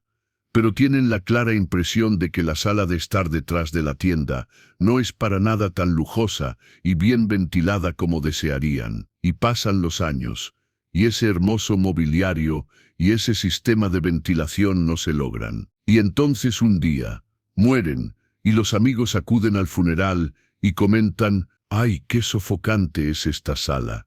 Y la tienda está prácticamente llena de trastos. O poco antes de morir, se quedan más tiempo de lo habitual en la tienda una noche, deciden hacer el inventario y contar la caja. Y la desilusión los derrumba, y se arrastran hasta la sala de estar murmurando: nunca tendré ese hermoso mobiliario, y nunca tendré ese sistema de ventilación. Si lo hubiera sabido antes, al menos habría comprado unos cojines baratos para remediarlo, y habría golpeado una ventana con mi puño. Pero ya es demasiado tarde. Estoy acostumbrado a las sillas Windsor, y sentiría el corrientazo de aire horriblemente. Si yo fuera predicador, y si no tuviera ya más que suficiente que hacer con mis propios asuntos, y si pudiera mirar a cualquiera a los ojos y negar que yo también he perseguido durante casi 40 años la gran política británica de ir tirando y esperando lo mejor, en resumen, si las cosas no fueran como son, contrataría el Teatro Alhambra o el Exeter Hall de un domingo por la noche, preferiblemente el Alhambra, porque vendrían más personas a mi espectáculo, e invitaría a todos los hombres y mujeres mayores de 26 años. Proveería a la multitud efervescente de lo que desearan en cuanto a refrescos corporales, excepto bebidas alcohólicas, trazaría la línea en venenos, y habiéndoles puesto a ellos y a mí en un estado de ánimo agradable, expansivo y ameno, me dirigiría a ellos, por supuesto, con una elocuencia resonante que hasta John Bright podría envidiar. Hombres y mujeres, diría yo, compañeros en el pasatiempo universal de esconderse la cabeza en la arena, estoy a punto de impartirles la esencia misma de la sabiduría humana. No es abstracta, es un principio de aplicación diaria, que afecta a la jornada entera, desde el desaliño en el District Railway por la mañana hasta el desaliño en el District Railway a la mañana siguiente. Cuidado con la esperanza y cuidado con la ambición. Cada una es excelentemente tónica, como la competencia alemana, con moderación. Pero todos ustedes sufren de autoindulgencia con la primera, y muchos de ustedes están arruinando su constitución con la segunda. Sepan, queridos hombres y mujeres, que, considerada correctamente, la existencia es un justo compromiso entre dos instintos: el instinto de esperar vivir algún día, y el instinto de vivir aquí y ahora. En la mayoría de ustedes, el primer instinto simplemente ha estrangulado al otro. Prepárense para vivir a toda costa, pero, por el amor de Dios, no se olviden de vivir. Nunca tendrán una oportunidad mejor que la que tienen ahora. Pueden pensar que la tendrán, pero se equivocan. Disculpen esta franqueza. Seguramente no son tan ingenuos como para imaginar que el camino al otro lado de aquella colina es más hermoso que el tramo que están transitando ahora. Los vítores, por supuesto, serían para los refrescos. No cabe duda de que la mayoría del público consideraría que he perdido mi vocación y que debería haber sido proveedor de banquetes en lugar de predicador. Pero, una vez iniciado, no me desanimaría. Continuaría, noche de domingo tras noche de domingo. Nuestros principales anunciantes han demostrado abundantemente que el público cree en cualquier cosa si se le dice con la suficiente frecuencia. Practicaría la iteración, siempre con refrescos. Como resultado, al fin se le ocurriría a la mente corporativa que había algo de sentido en mi doctrina, y la gente comenzaría a percibir la insensatez de no saborear el presente, la insensatez de asumir que el futuro puede ser esencialmente distinto al presente, la necedad de morir antes de haber comenzado a vivir. Los dos caminos, con Sabine y otros métodos sumarios de casarse ahora abandonados por toda la gente decente, quedan dos amplias maneras generales. La primera es la manera inglesa. Dejamos que la naturaleza siga su curso. Prestamos atención al clamor del corazón. Cuando en medio de los peligros y accidentes del mundo, dos almas se encuentran, nos regocijamos. Nuestro deseo instintivo es que se casen, si es que de alguna manera se puede arreglar el asunto. Reconocemos francamente el reclamo del romance en la vida y estamos dispuestos a hacer sacrificios por ello. Vemos a una joven pareja en el altar. Están enamorados. Bien, son pobres, tanto peor.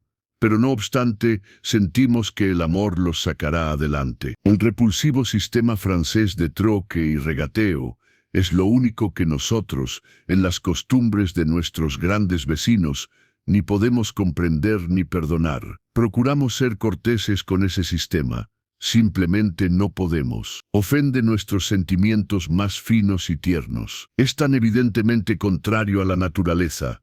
La segunda es la manera francesa, a la que acabo de aludir como de truque y regateo. Ahora bien, si hay algo que un francés ni puede comprender ni perdonar en las costumbres de una raza tan maravillosamente práctica y sagaz como la nuestra, es el sistema matrimonial inglés. Él procura ser cortés al respecto, y lo consigue, pero ofende sus sentimientos más finos y tiernos.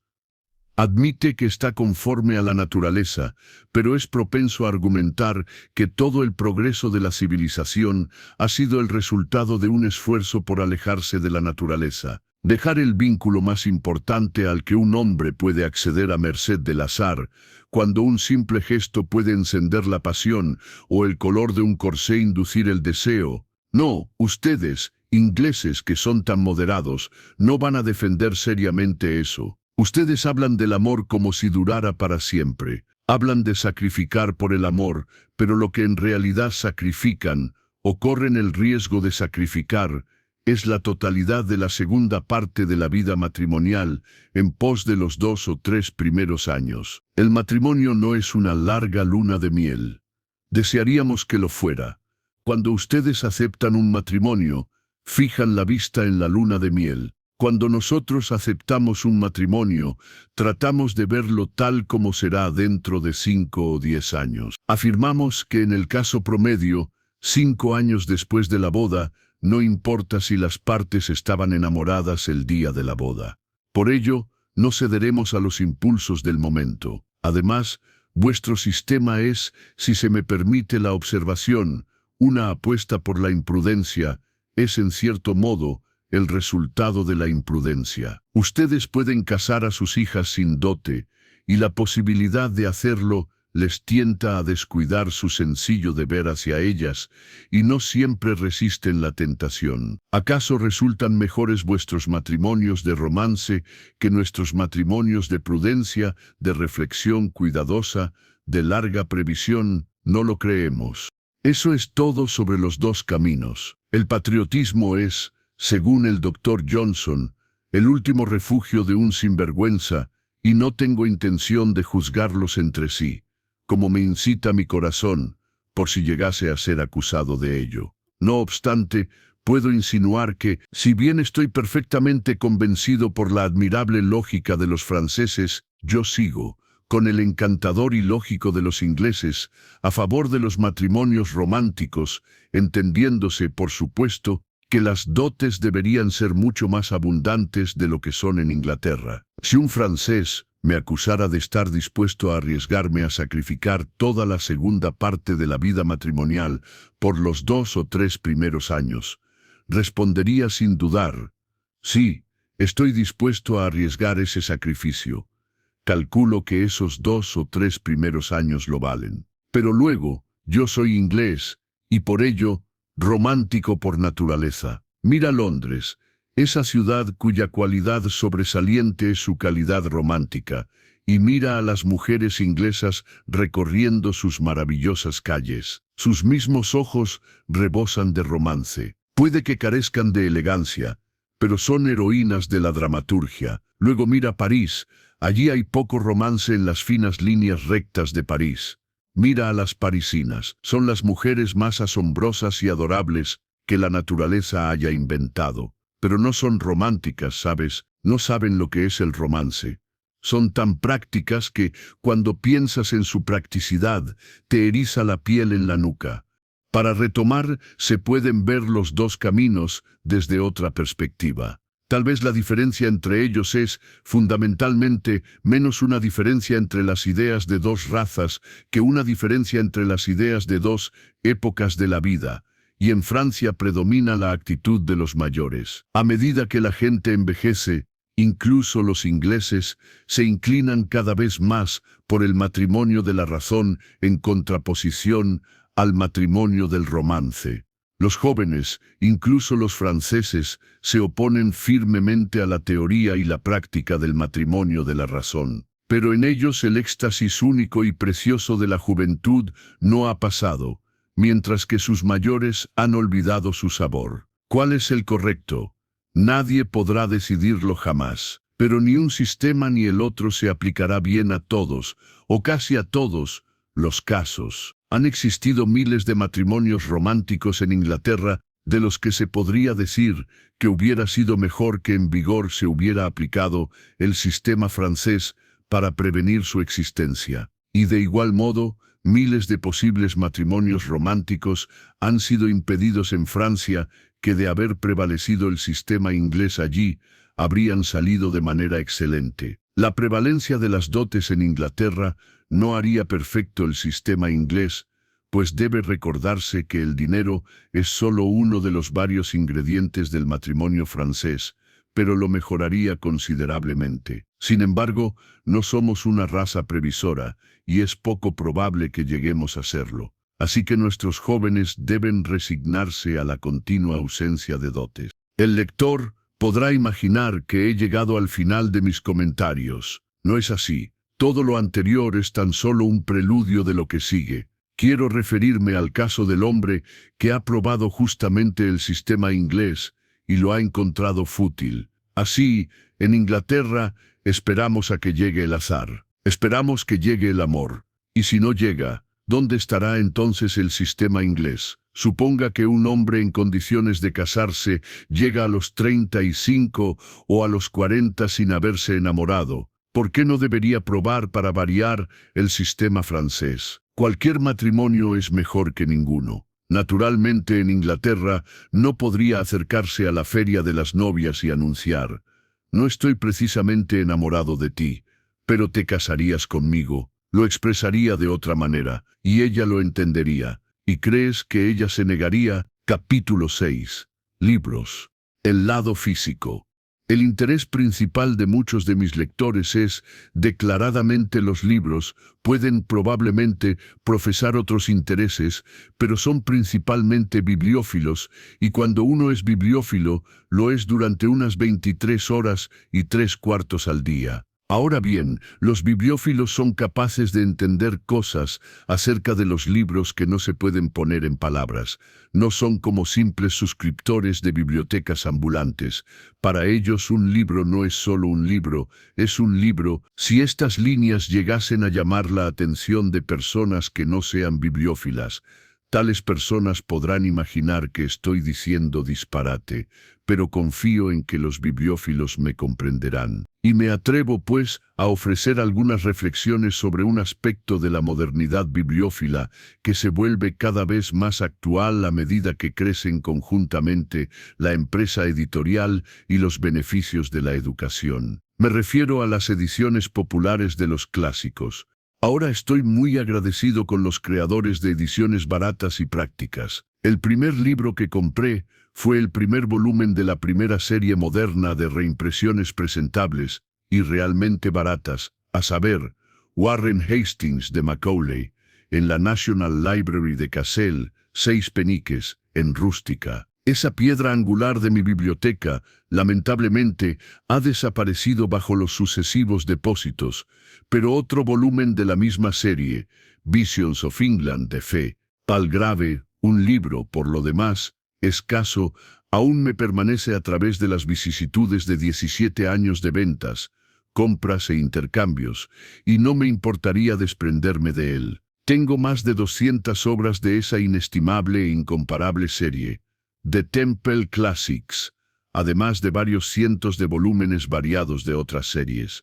Y cuando oí hablar de la nueva Everyman's Library, proyectada por ese benefactor de los bibliófilos, el señor J.M. Dent, Mi primer acto apasionado fue sentarme y escribir una postal a mi librero ordenando The Byzantine Empire de George Finlay, una obra que esperó 60 años para ser reconocida popularmente. Así que no se me puede acusar de estar realmente en contra de las reimpresiones baratas.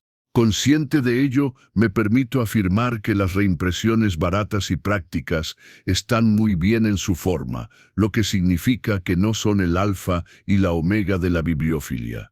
Gastando 20 libras al año durante los próximos 5 años, un hombre podría coleccionar, en reimpresiones baratas y prácticas, todo lo que valga la pena tener de la literatura clásica inglesa. Pero yo, por mi parte, no estaría dispuesto a considerar tal biblioteca como una biblioteca real. La consideraría solo una edición barata de una biblioteca. Habría en ella algo que despertaría en mí cierta benevolente desdén, aunque cada volumen estuviera bien impreso en buen papel y encuadernado de forma discreta. ¿Por qué? Bueno, aunque mi profesión en la vida es decir lo que siento en palabras sencillas, no creo que en este asunto pueda decir lo que siento de forma tan directa. Tengo que confiar en que mis lectores, bibliófilos de pecho sensible, comprenderán mi actitud. En primer lugar, tengo una antipatía instintiva hacia una serie. No quiero The Golden Legend y The Essays of Elia uniformados como en un regimiento de libros. Me hace pensar en el reclutamiento y en los cuarteles. Incluso la más noble de las series de reimpresiones jamás planificadas, que tampoco son nada baratas, ni heterogéneas en contenido, las Tudor Translations, me molestan en masa. Su aparición en serie me parece que le roba a un libro algo muy delicado y sutil en el aroma de su individualidad. Algo que, siendo inexplicable, no trataré de explicar. En segundo lugar, la mayoría de las reimpresiones baratas y prácticas son de tamaño reducido. Pueden ser tipográficamente excelentes, con letra grande y papel opaco, pueden ser prácticas de manejar, pueden ser sumamente adecuadas para llevar en el bolsillo y precisamente para viajar. Pueden ahorrar valioso espacio cuando el lugar en la estantería es limitado, pero son pequeñas en tamaño. Y hay, en lo que respecta a la mayoría de la literatura, un valor moral distintivo en el tamaño. ¿Llevo a mi audiencia conmigo? Eso espero. Si Paradise Lost se produjera de tal forma que pudiera caber en el bolsillo de un chaleco, ya no sería Paradise Lost. Milton necesita una forma sólida de octavo, con papel robusto y tipo impreso grande. Tengo Walpole's Letters en la serie Thin Paper Classics de Newnes, un volumen maravilloso de cerca de 900 páginas, con un retrato, un buen índice y una hermosa encuadernación por 3 libras y 6 chelines, y estoy sumamente agradecido a los señores Newnes por haber creado ese volumen. Fue un genio puro de su parte hacerlo. De él obtengo sensaciones encantadoras, pero sensaciones no tan encantadoras como las que me produciría la edición grandilocuente y polifacética de la señora Paget Toynbee, sin contar las eruditas notas de la propia Toynbee y las cartas extra que ha podido imprimir. La misma carta en la edición de la señora Toynbee tendría para mí un mayor valor estético y moral que en la edición LED de los señores Newnes. La única serie barata que satisface mi deseo de tamaño es la Library of English Classics de Macmillan, en la que tengo los travels de ese mítico personaje, Sir John Mandeville. Pero es solo al pagar por ella que se sabe que esa edición es barata, pues mide 9 pulgadas por 6 pulgadas por 2 pulgadas. Y en tercer lugar, cuando uno compra series, solo elige parcialmente sus libros, la mayoría son escogidos por el editor para uno. Incluso, si no son escogidos por el editor para uno, le son sugeridos por el editor. No así es como el genuino bibliófilo forma su biblioteca. El genuino bibliófilo comienza teniendo deseos específicos. Su estudio de las autoridades le impone una demanda, y la demanda le obliga a encontrar la oferta. No permite que la oferta cree la demanda. Tal situación sería casi humillante, casi como el advenedizo que llama al mayor proveedor de mobiliario y decoración para que le provea un hogar. Una biblioteca debe ser, ante todo, la expresión de la personalidad del propietario. Permítanme afirmar de nuevo que estoy firmemente a favor de las series baratas de reimpresiones. Su influencia, aunque no sea la más fina, es indudablemente buena. Son tan grandes un beneficio como el pan barato. Son indispensables cuando el dinero o el espacio es limitado y al viajar. Sin duda ayudan a educar un gusto por libros que no son ni baratos ni prácticos, y los coleccionistas más lujosos quizá no puedan permitirse ignorarlos por completo. Pero tienen sus limitaciones, sus desventajas, no pueden formar la columna vertebral de una verdadera biblioteca. Sin embargo, hacen una admirable labor decorativa en una biblioteca. La mía se vería bastante simple si se viera despojada de ellos. La filosofía de comprar libros. Desde hace bastante tiempo he vivido, en lo que respecta a los libros, con el mínimo de comodidad y decencia, con de hecho lo justo y necesario para vivir, siendo en mi caso necesarios varios diccionarios, Boswell, un atlas, Wordsworth, una enciclopedia, Shakespeare, Whitaker, algo de Maupassant, una antología poética, Verlaine, Baudelaire, una historia natural de mi condado natal, un viejo directorio de mi ciudad natal, Sir Thomas Browne, Poe, Walpole's Letters, y un libro de memorias que no nombraré. Una lista curiosa, dirán. Bueno, no importa. No a todos nos apetece comer filetes de ternera y papas fritas en una mesa de roble, con un cuarto espumoso a la mano derecha. Tenemos nuestras idiosincrasias. El hecho es que existí con lo justo y necesario para vivir muy saludable, dicen los doctores durante mucho tiempo. Y luego, hace poco, reuní energías y conseguí que me transportaran 1500 volúmenes, y los coloqué en estanterías, y los reorganicé en estanterías, y los dejé organizarse en estanterías. Pues bien, ya saben, la forma en que camino de un lado a otro, frente a esos volúmenes cuyos rostros había casi olvidado, es perfectamente infantil.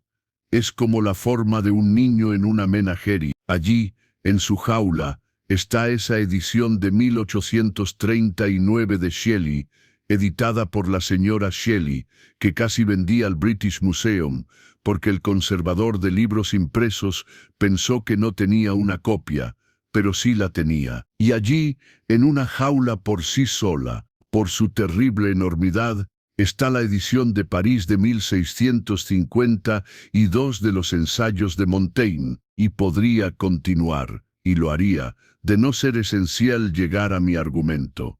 ¿Acaso creen que la presencia de estos libros, tras nuestra larga separación, me hace leer más de lo que leía? ¿Acaso creen que me dedico a buscar mis pasajes favoritos?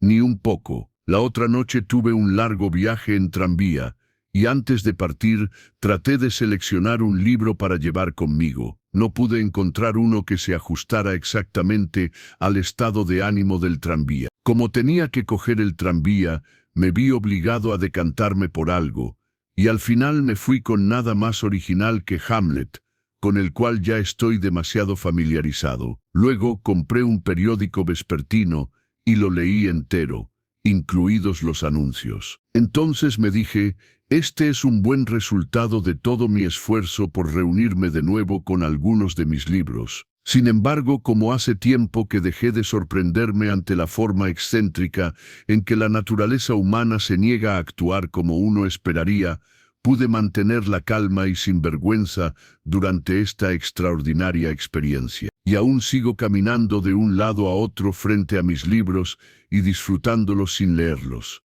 Quiero argumentar que se habla y se escribe muchísimo disparate sobre la lectura. Publicaciones como The Antenaum, que no obstante recorro con alegría de cabo a rabo cada semana, apenas pueden notar una nueva edición de un clásico sin expresar, en tono afligido y pesimista, el temor de que más gente compre estas agradables ediciones de lo que las lee. ¿Y si es así? ¿Qué? ¿Solo vamos a comprar los libros que leemos? La pregunta debe plantearse de forma tan directa, y se responde por sí sola. Todos los bibliófilos apasionados, excepto unos pocos que dedican su vida entera a la lectura, tienen filas de libros en sus estanterías que nunca han leído y que nunca leerán. Sé que tengo cientos de ellos. Mi mirada se posa en las obras de Berkeley en 3 volúmenes, con un prólogo del honorable Arthur James Balfour. No puedo imaginar las circunstancias en que llegue a leer a Berkeley,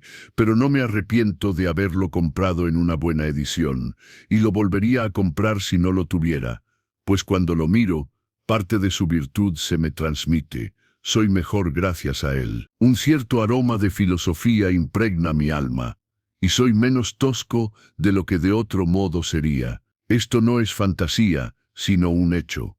Tomando a Berkeley simplemente como ejemplo, lo utilizaré un poco más. Dirán que debería haber leído a Berkeley, así como debería haber leído a Spencer, Ben Jonson, George Eliot, Víctor Hugo. En absoluto. No hay deber en ello. Si la masa de literatura de primera clase disponible, como lo era hace quizás un siglo, no fuera tan grande como para que un hombre de ocio limitado pudiera asimilarla en su tiempo libre y durante la primera mitad de su vida, entonces posiblemente habría un deber en ello. Pero la masa se ha vuelto ingobernable, incluso para aquellos lectores profesionales robustos que pueden asir bibliotecas enteras. Y yo no soy un lector profesional. Soy escritor, así como podría ser hotelero, abogado, médico, tendero o fabricante de loza. Leo en mi escaso tiempo libre, y tampoco leo en todo mi tiempo libre.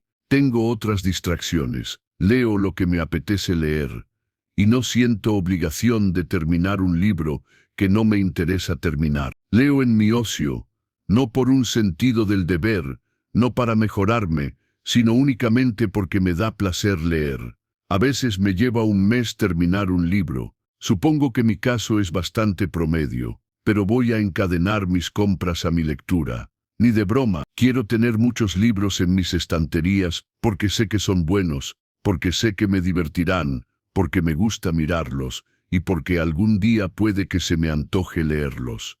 Berkeley, quizá tu turno llegue. En resumen, los quiero porque los quiero, y me disuadirá el temor a algún individuo encasillado y singular, alguien que haya leído muchísimo, pero que no sepa distinguir entre un cigarro J. Sur Moria y un R.P.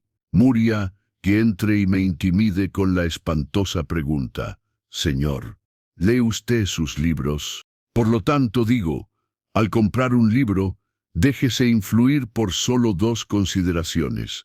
¿Está razonablemente seguro de que es un buen libro? ¿Siente el deseo de poseerlo? No se deje influir por la probabilidad o la improbabilidad de leerlo. Después de todo, uno lee cierta proporción de lo que compra. Y además, cuenta el instinto. El hombre que gasta medio chelín en Early Plantagenets de Stubbs, en lugar de ir al teatro a ver The Spring Chicken en el Gaiety, probablemente sea el tipo de hombre que saboreará la bondad de Early Plantagenets de Stubbs años antes de motivarse a leerlo. Capítulo 7. Éxito. Comentarios sinceros. Hay momentos en que toda la prensa libre y esclarecida del Reino Unido parece volverse extrañamente interesada en el tema del éxito, en progresar en la vida. Estamos atravesando un período así ahora mismo. Sería difícil nombrar a los periodistas prominentes que no hayan escrito últimamente, de una u otra forma, acerca del éxito. El fenómeno más singular de todos, el Dr. Emil Reich, ha dejado de lado a Platón, las duquesas y el Hotel Claridge's, para instruir a los 1 millón de lectores de un periódico matutino en los principios del éxito. ¿Qué pensarán esos 1 millón de lectores de las enérgicas y esforzadas frases del doctor? No me atreveré a imaginarlo, pero yo sé lo que pensé como un hombre común, tras tomar debida conciencia de su etéreo juego con las constantes y variables del éxito, tras verlo tratar la energética su maravilloso nombre nuevo para la ciencia del éxito, como si por acabar en ica se pareciera a las matemáticas, Pensé que el sublime y venerable arte de la mistificación no podía irse a mayores. Si mi compañero peregrino por este valle de aflicción, el joven promedio que llega a Waterloo a las 9:40 cada mañana, con un cigarrillo en la boca, una temporada de segunda clase sobre el corazón y vagas aspiraciones en el alma, se sintiera al menos la mitad tan confundido como yo, probablemente ya habría decidido que la ciencia del éxito tiene todas las desventajas del álgebra sin ninguna de las ventajas del cricket, y que mejor sería dejarla de lado antes de que le ocurra algún mal. En el caso poco probable de que aún no haya tomado una decisión acerca de la ciencia del éxito, estoy decidido a tratar el tema de manera inquietantemente sincera. Siento que es tan peligroso decir la verdad sobre el éxito como decir la verdad sobre los Estados Unidos. Pero acostumbrado ya del todo al silbido de las balas alrededor de mi cabeza, lo intentaré de todos modos. La mayoría de los escritores sobre el éxito son, por pura bondad de corazón, astutamente deshonestos, pues el fundamento de su argumento es que casi cualquiera que se dedique a ello puede lograr el éxito. Esto es, en pocas palabras, falso. La idea central misma del éxito es la separación de la multitud de hombres comunes. Es quizá la única idea común a todas las diversas clases de éxito, la diferenciación del grupo, dirigirse a la población en general y decirle cómo separarse de sí misma, es simplemente absurdo. Ahora bien, estoy usando la palabra éxito en su sentido ordinario. Si la naturaleza humana fuera más perfecta de lo que es, el éxito en la vida significaría un conocimiento íntimo de uno mismo y la consecución de una calma interior filosófica, y tal meta podría alcanzarse para la mayoría de los mortales. Pero para nosotros el éxito significa otra cosa. Se puede dividir en 4 ramas, una distinción en la ciencia pura o aplicada. Esta es la forma de éxito menos burda, ya que con frecuencia implica pobreza y no siempre conlleva fama. 2. Distinción en las artes. En este caso suele implicarse fama y adulación, aunque raramente traigan consigo riquezas. 3. Influencia y poder directo sobre la vida material de otros hombres. Es decir, distinción en política, tanto a nivel nacional como local. 4. Éxito en acumular dinero. Esta última es la más común y la más fácil. La mayoría de los tipos de éxito se encuadran en alguna de estas categorías. Son posibles para ese hombre tan renombrado y tan elogiado, el hombre de la calle, no lo son. Y bien lo saben. Ustedes, profesores de la ciencia del éxito, solo una pequeña minoría de nosotros puede incluso llegar a ser rica. Afortunadamente, si bien es cierto que el éxito en su acepción común es, por su misma esencia, inalcanzable para la mayoría, existe una verdad complementaria que compensa la balanza, a saber, que la mayoría no desea el éxito. Esto puede parecer una afirmación audaz, pero se ajusta a los hechos. Imaginen al hombre de la calle, de repente, por algún milagro, investido de poder político y, por supuesto, obligado a usarlo. Al final de la semana estaría tan alterado, preocupado, fatigado y exasperado que estaría dispuesto a arrancarse los ojos de la cabeza para deshacerse de él. En cuanto al éxito en la ciencia o en el arte, el interés del hombre promedio en tales asuntos es tan leve, comparado con el del hombre de ciencia o del artista, que no se puede decir que tenga interés en ellos. Incluso suponiendo que se le impusiera una distinción en estos campos, la perdería rápidamente por simple indiferencia y negligencia. El hombre promedio ciertamente quiere algo de dinero, y usualmente no descansa hasta haber conseguido lo justo para satisfacer sus necesidades instintivas. Moverá cielo y tierra en su entorno para ganar el dinero suficiente para casarse en la estación a la que se ha acostumbrado, y precisamente en ese momento su genuino deseo de dinero dejará de estar activo. El hombre promedio tiene esto en común con el genio más excepcional.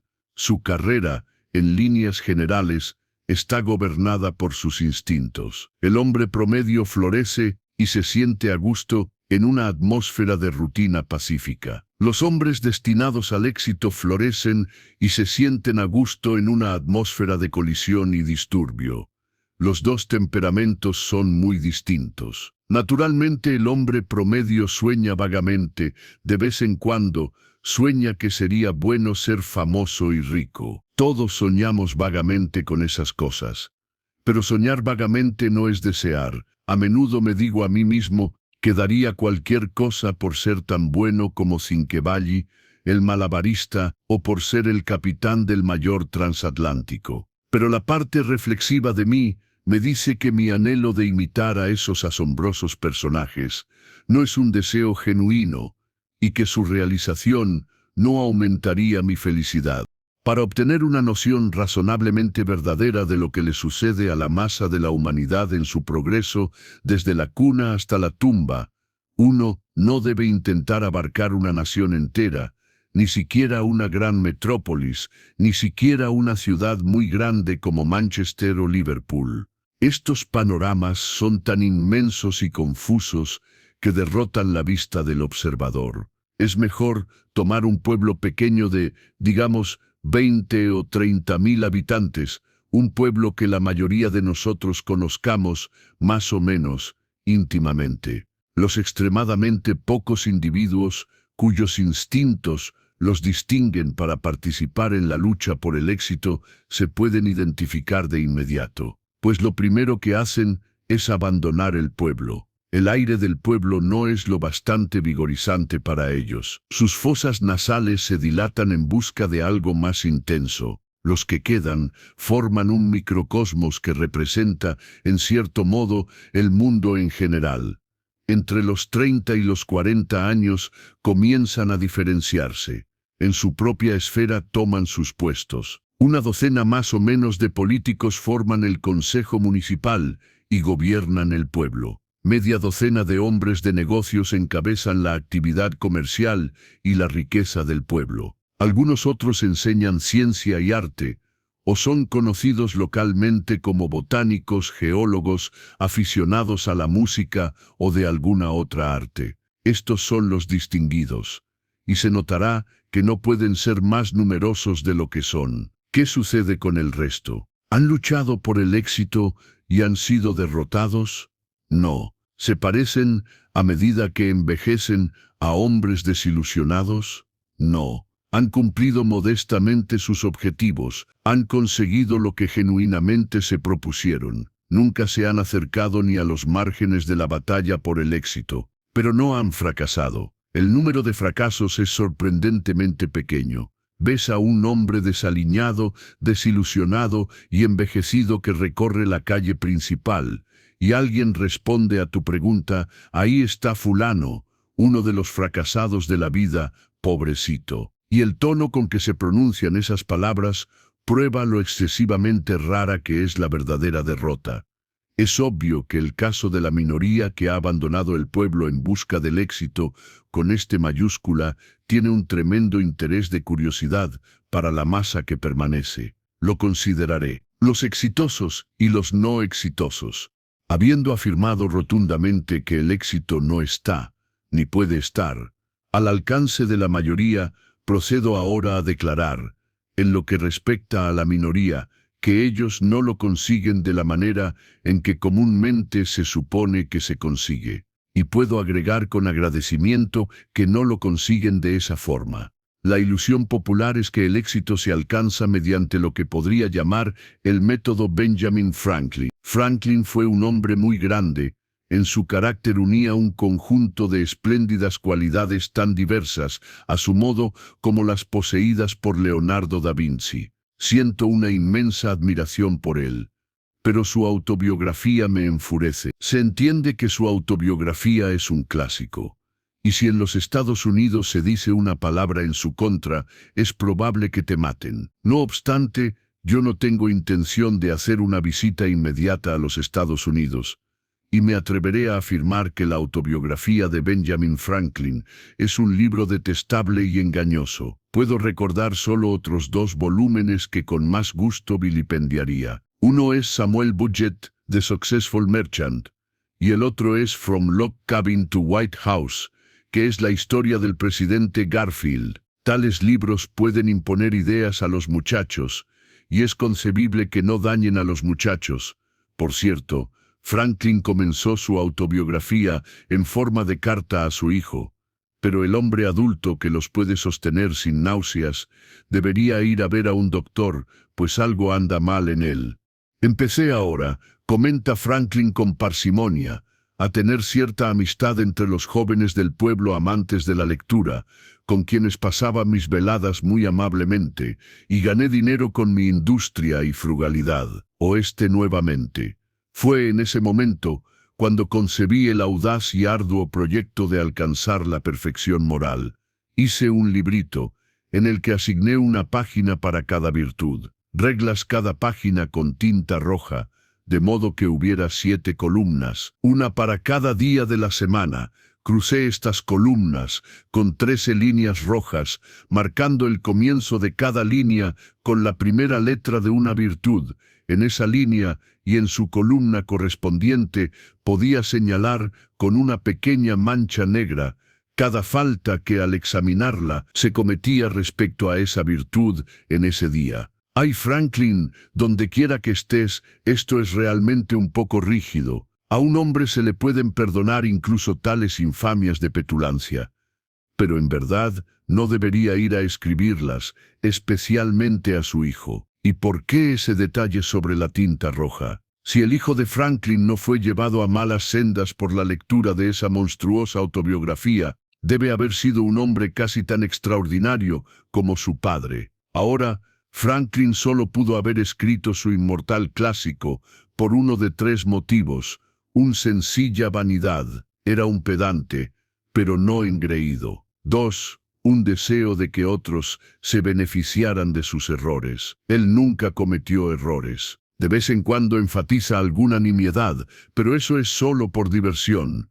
3. Un deseo de que otros se beneficiaran del relato de su sagacidad virtuosa para alcanzar un éxito similar. Este último fue sin duda su principal motivo. Hombre honesto que llegó a ser un genio. Pero la cuestión es que su éxito de ninguna manera fue el resultado de su sagacidad virtuosa. Iría más lejos y diría que su terrible sagacidad virtuosa a menudo obstaculizó su éxito.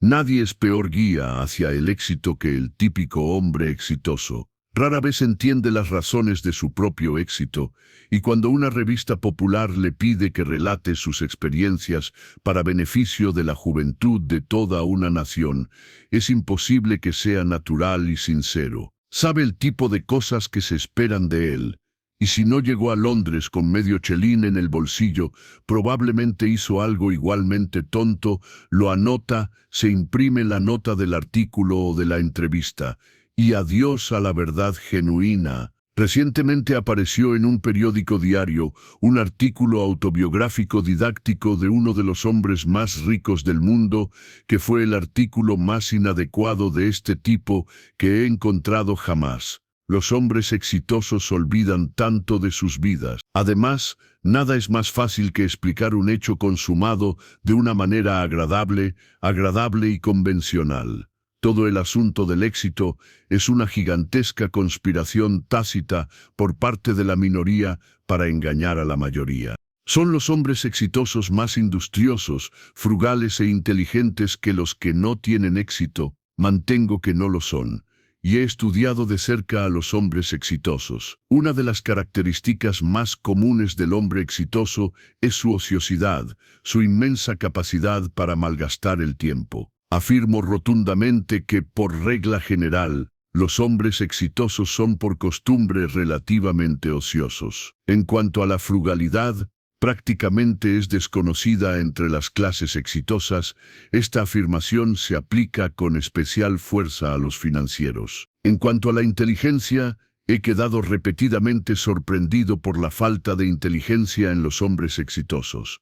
De hecho, son capaces de estupideces que serían la ruina de un simple oficinista. Y mucho de lo que se dice en esos círculos que rodean al hombre exitoso se dedica a enumerar casos de su falta de inteligencia. Otro punto, los hombres exitosos rara vez tienen éxito como resultado de una organización meticulosa de sus vidas. son los menos metódicos de los seres. Naturalmente, cuando llegan se entretienen e impresionan a la mayoría, convenciendo a todos de que, desde el principio, con la vista fija en la meta, habían planificado meticulosamente cada paso del camino. No, el gran éxito nunca depende de la práctica de las virtudes más humildes, aunque ocasionalmente pueda depender de la práctica de los vicios más arrogantes. Usen la industria, la frugalidad y el sentido común por todos los medios, pero no esperen que les ayuden a alcanzar el éxito, porque no lo harán. Seguramente me dirán que lo que acabo de escribir tiene una tendencia inmoral y es un incentivo directo a la pereza, al derroche, etc. Uno de nuestros principales defectos nacionales es nuestro hipócrita deseo de reprimir la verdad con el pretexto de que admitirla incentivaría el pecado, cuando la verdadera explicación es que tenemos miedo de la verdad. Yo no seré culpable de ese defecto. Me gusta enfrentar la realidad sin parpadear. Estoy plenamente convencido de que por cabeza hay más virtudes en la mayoría fracasada que en la minoría exitosa. Solo en Londres hay cientos de millas de calles llenas de industria, frugalidad y prudencia. Algunos de los hombres más brillantes que he conocido han fracasado, y no por falta de carácter tampoco. Y algunos de los menos dotados han tenido un éxito asombroso. Es imposible señalar una sola rama de la actividad humana en la que el éxito pueda explicarse por los principios convencionales que gozan de aceptación general. Te oigo, oh lector, murmurándote a ti mismo, esto está muy bien, pero él simplemente se muestra paradójico para su propio entretenimiento. Ojalá pudiera persuadirte de mi intensa seriedad. He procurado mostrar lo que no produce el éxito. A continuación, intentaré mostrar lo que sí lo produce. Pero mi esperanza es vana. La interioridad del éxito.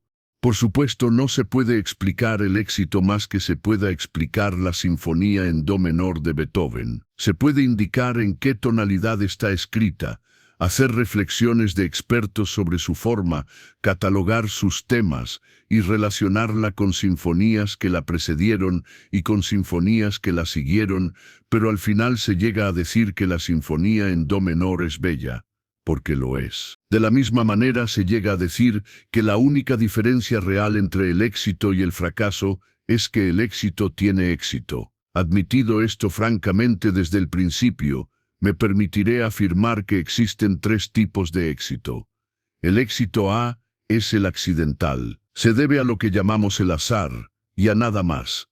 Todos seguimos siendo muy supersticiosos, y los caprichos del azar tienen un efecto singular sobre nosotros. Supongamos que voy a Mónaco y anuncio a un amigo mi firme convicción de que saldrá el rojo la próxima vez. Y apuesto por el rojo, y sale el rojo, mi amigo, a pesar de su intelecto, me atribuirá vagamente algún poder misterioso. Sin embargo, solo el azar sería el responsable. Si hiciera eso 6 veces seguidas, todos los jugadores de la mesa se interesarían en mí. Si lo hiciera una docena de veces, todos los jugadores del casino me mirarían con asombro. Y si lo hiciera 18 veces, mi nombre aparecería en todos los periódicos de Europa. Sin embargo, solo el azar sería el responsable. En ese campo de actividad humana, sería un hombre extremadamente exitoso, y la vasta mayoría de las personas me atribuiría instintivamente dones que no poseo. Si tales fenómenos supersticiosos pueden ocurrir en un asunto en el que la agencia del azar es abierta y reconocida, ¿cuánto más probable es que la gente se niegue a conformarse con la explicación de puro accidente en asuntos en los que interesa a los actores principales ocultar el papel que juega el azar? No obstante, no cabe duda en las mentes de quienes han observado el éxito de cerca, que una parte de él se debe únicamente y enteramente al azar. Los hombres exitosos florecen hoy, y han florecido en el pasado sin tener ninguna cualidad que los diferencie de la multitud. El rojo ha salido para ellos suficientes veces, y el instinto supersticioso universal de no creer en el azar los ha rodeado, en consecuencia, de un halo. Es simplemente ridículo decir, como algunos dicen, que el éxito nunca se debe únicamente al azar, porque casi todo el mundo está personalmente al tanto de pruebas razonables, a gran o pequeña escala, en contra. El segundo tipo de éxito, B, es el logrado por hombres que, aunque no dotados de talentos de primera categoría, tienen sin lugar a dudas el talento para tener éxito. Describiría a esos hombres diciendo que, aunque merecen algo, no merecen la deslumbrante recompensa conocida como éxito. Nos parecen sobrepagados, los encontramos en todas las profesiones y oficios, y realmente no los respetamos. Despiertan nuestra curiosidad, y quizás también nuestra envidia. Pueden llegar muy alto, pero siempre deben estar desagradablemente conscientes de una seria reserva en nuestra actitud hacia ellos. Y si pudieran leer sus necrológicas, seguramente discernirían en ellas cierta frialdad, por muy amablemente que hayamos actuado conforme a nuestro gran lema nacional de mortuis nil nisi bonum.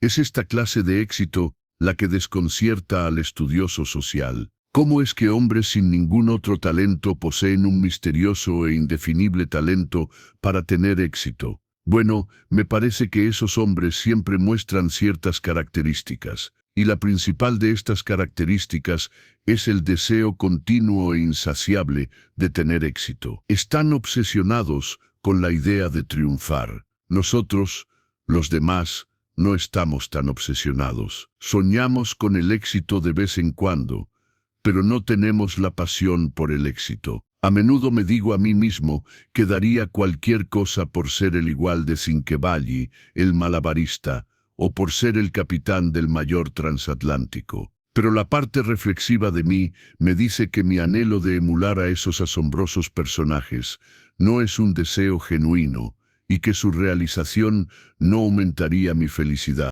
Para obtener una noción razonablemente verdadera de lo que le sucede a la masa de la humanidad en su progreso desde la cuna hasta la tumba, uno no debe intentar abarcar una nación entera, ni siquiera una gran metrópolis, ni siquiera una ciudad muy grande como Manchester o Liverpool. Estos panoramas son tan inmensos y confusos que derrotan la vista del observador. Es mejor tomar un pueblo pequeño de, digamos, 20 o 30.000 habitantes, un pueblo que la mayoría de nosotros conozcamos más o menos íntimamente. Los extremadamente pocos individuos cuyos instintos los distinguen para participar en la lucha por el éxito se pueden identificar de inmediato, pues lo primero que hacen es abandonar el pueblo. El aire del pueblo no es lo bastante vigorizante para ellos. Sus fosas nasales se dilatan en busca de algo más intenso. Los que quedan forman un microcosmos que representa, en cierto modo, el mundo en general. Entre los 30 y los 40 años comienzan a diferenciarse. En su propia esfera, toman sus puestos. Una docena más o menos de políticos forman el consejo municipal y gobiernan el pueblo. Media docena de hombres de negocios encabezan la actividad comercial y la riqueza del pueblo. Algunos otros enseñan ciencia y arte o son conocidos localmente como botánicos, geólogos, aficionados a la música o de alguna otra arte. Estos son los distinguidos, y se notará que no pueden ser más numerosos de lo que son. ¿Qué sucede con el resto? ¿Han luchado por el éxito y han sido derrotados? No. ¿Se parecen, a medida que envejecen, a hombres desilusionados? No. Han cumplido modestamente sus objetivos, han conseguido lo que genuinamente se propusieron. Nunca se han acercado ni a los márgenes de la batalla por el éxito, pero no han fracasado. El número de fracasos es sorprendentemente pequeño. Ves a un hombre desaliñado, desilusionado y envejecido que recorre la calle principal, y alguien responde a tu pregunta: ahí está fulano, uno de los fracasados de la vida, pobrecito. Y el tono con que se pronuncian esas palabras prueba lo excesivamente rara que es la verdadera derrota. Es obvio que el caso de la minoría que ha abandonado el pueblo en busca del éxito, con este mayúscula, tiene un tremendo interés de curiosidad para la masa que permanece. Lo consideraré. Capítulo 8. Las pequeñas artificialidades. La expresión pequeñas artificialidades, empleada por uno de los corresponsales en el gran debate de la vida simple, se me ha quedado grabada, aunque le di a entender de forma clara que ya no era deseable allí. Quizá ilumine más de lo que imaginé al principio sobre el estado mental de las personas que la usan cuando desean recriminar las condiciones de la vida moderna. Un epíteto vituperativo es capaz de hacer un gran espectáculo. Artificialidades es una palabra suficientemente despectiva, pero cuando se le añade pequeñas de alguna manera, le quita el significado a las pretensiones de la vida moderna. La vida moderna más le valdría esconder la cabeza después de eso. La vida moderna está asentada y acabada, según la opinión de quienes han lanzado la diana, solo que en realidad no está acabada. Ya saben, pequeñas al fin y al cabo significa nada en esa conexión. Existen entonces artificialidades que no sean pequeñas, que sean nobles, grandes y majestuosas. Pequeñas significa simplemente que quienes usan la palabra están algo irritados y fuera de sí. Lo que creen objetar son artificialidades de cualquier clase, y para deshacerse de su cólera se refieren a pequeñas artificialidades. El recurso es común, y por brillante que resulte, es inútil. Los adjetivos rudos son como cartuchos de fogueo. Impresionan a un pueblo vanidoso, incluidos los pájaros del aire, pero no hacen efecto real. Al mismo tiempo, permítanme admitir que simpatizo profundamente con los irritados usuarios de la grosera expresión pequeñas artificialidades. Al menos, muestra un divino descontento, prueba una alta insatisfacción con unas condiciones que en el mejor de los casos no son la expresión final del propósito eterno. Contribuye a una especie de crudeza y tosca rectitud. Conozco bien ese sentimiento que induce a escupir salvajemente la frase pequeñas artificialidades de la vida moderna. Generalmente se le experimenta al levantarse o al irse a la cama. ¿Qué negocio tan pequeño y artificial es levantarse, incluso para un hombre? Afeitarse. ¿Por qué afeitarse? Y luego ir a un cajón y escoger una corbata. Imaginen un alma inmortal. Imaginen un fragmento de la energía eterna e indestructible, que existe de la eternidad a la eternidad, gastando deliberadamente su actividad en escoger una corbata. ¿Por qué una corbata? Luego se baja y se intercambian frases banales con otros inmortales. Y no se puede comenzar el desayuno de inmediato, porque algún mortal somnoliento llega tarde. ¿Por qué hablar sin sentido? ¿Por qué esperar? ¿Por qué no decir directamente?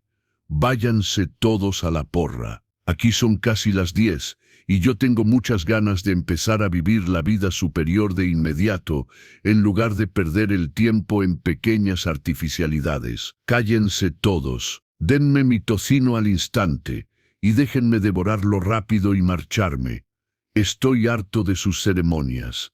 Esto, en todo caso, no sería artificial. Ahorraría tiempo. Y si una política similar se aplicara rigurosamente durante el día, se podría retirarse a un reposo bien merecido con la plena seguridad de que el día se había simplificado. El tiempo para vivir la vida superior, el tiempo para impulsar esos vastos proyectos de superación personal que todos apreciamos, se habría incrementado notablemente. Uno no tendría esa sensación alocada que con tanta frecuencia se experimenta cuando caen las sombras de la noche, de que el día se ha despilfarrado. Y sin embargo, dudo seriamente que esta masacre total de esas pobres pequeñas artificialidades nos acerque apreciablemente al milenio.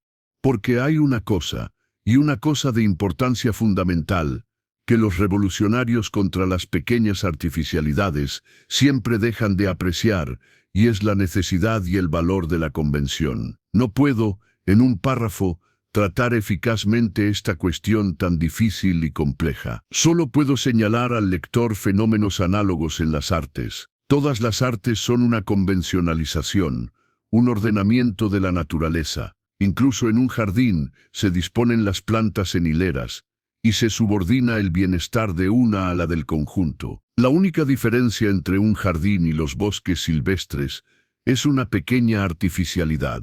Al escribir un soneto se aprieta, en realidad, las concepciones emocionales más profundas en una extensión y un número de versos y en una sonoridad de sonidos fijados arbitrariamente de antemano. The world is too much with us, de Wordsworth, es una masa sólida y espantosa de pequeñas artificialidades. ¿Por qué no podría el tipo decir lo que quiere decir y ya, en lugar de hacer rimar powers con ors y preocuparse de usar exactamente 140 sílabas? En cuanto a la música, la cantidad de tiempo que debió haberse dedicado a pequeñas artificialidades en la construcción de una obra como La Chacona de Bach es simplemente asombrosa. Luego miren los cuadros, absurdamente confinados en marcos, con sus ingeniosos contrastes de luz y sombra y masa contra masa. Nada más que pequeñas artificialidades. En otras palabras, nada más que forma que es la base de toda belleza, sea material o de otro tipo. Ahora, lo que es la forma en el arte, las convenciones pequeñas artificialidades, lo son en la vida. Así como puede haber demasiada forma en el arte, también puede haber demasiada convención en la vida, pero ningún arte que no esté planificado en forma merece consideración, y ninguna vida que no esté planificada en convención puede ser satisfactoria. La convención no es la esencia de la vida, pero es el vestido protector y el preservativo de la vida, y es además un medio muy valioso por el cual la vida puede expresarse. Es en gran medida simbólica, y los símbolos, si bien son expresivos, también ahorran mucho tiempo. Los que desprecian las pequeñas artificialidades deben pensar en esto. Tomen el ejemplar caso de esa más pequeña artificialidad, dejar tarjetas de cortesía. Bien, amantes de lo real, ¿qué sustituirían por ello? Si lo abandonaran y no pusieran nada, el resultado tendería a aflojar los lazos de la sociedad y reduciría el número de amigos. Y si lo abandonaran y trataran de sustituirlo por algo menos artificial y más real, no lograrían nada más que lo que se consigue con las tarjetas. Molestarían a todos y perderían mucho de su tiempo. No puedo insistir lo suficiente en que la base de la convención es un simbolismo destinado principalmente a mostrar consideración por los sentimientos de otras personas. Si no muestras consideración por los sentimientos ajenos, bien podrías ir a vivir de hierbas al desierto. Y si quieres mostrar esa consideración, no puedes hacerlo de forma más expedita, con menor gasto de tiempo y energía mental, que adoptando el código de convención que se practica actualmente. Se resume en esto: no se pueden tener todas las ventajas de vivir en el desierto mientras se vive en sociedad. Sería encantador si pudieras, pero no puedes. Quedan dos razones más para la persistencia de la convencionalidad, y una de ellas es el misterioso pero innegable hecho de que la plena belleza de una actividad nunca se manifiesta hasta que se somete a disciplina, orden estricto y un buen equilibrio. Una vida sin pequeñas artificialidades sería la vida de un tigre en el bosque. Quizá una vida hermosa, una vida que arde intensamente, pero que no alcanza el ideal supremo de la belleza. Las leyes y las normas, las formas y las ceremonias son buenas en sí mismas, desde un punto de vista meramente estético, aparte de su valor y necesidad social. Y la otra razón es que uno no puede estar siempre a pleno ritmo de superación personal y progreso evolutivo, y en general golpeando el gran tambor. La naturaleza humana no lo soporta. Ay, si tan solo se tiene paciencia, tiempo de sobra para lo artificial, así como para lo real. Aquellos que piensan que no lo hay, deberían volver a la escuela y aprender aritmética, suponiendo que de repente se erradicasen todas las pequeñas artificialidades y pudiéramos demostrar nuestra consideración por nuestros semejantes únicamente mediante rápidos procesos de pensamiento. nos encontraríamos con una terrible cantidad de tiempo sobrante. No podemos pasar todas nuestras horas despiertas, esforzándonos conscientemente por alcanzar cosas superiores, así como tampoco podemos cenar exclusivamente de mermelada. ¿Qué príncipes tan espantosos nos volveríamos si no tuviéramos nada más que hacer que cultivar nuestras más nobles facultades? Ruego a los que desprecian la artificialidad que reflexionen sobre estas observaciones, por incompletas que puedan ser, y consideren si estarían del todo conformes si obtuvieran lo que claman. Capítulo 9. El secreto del contento.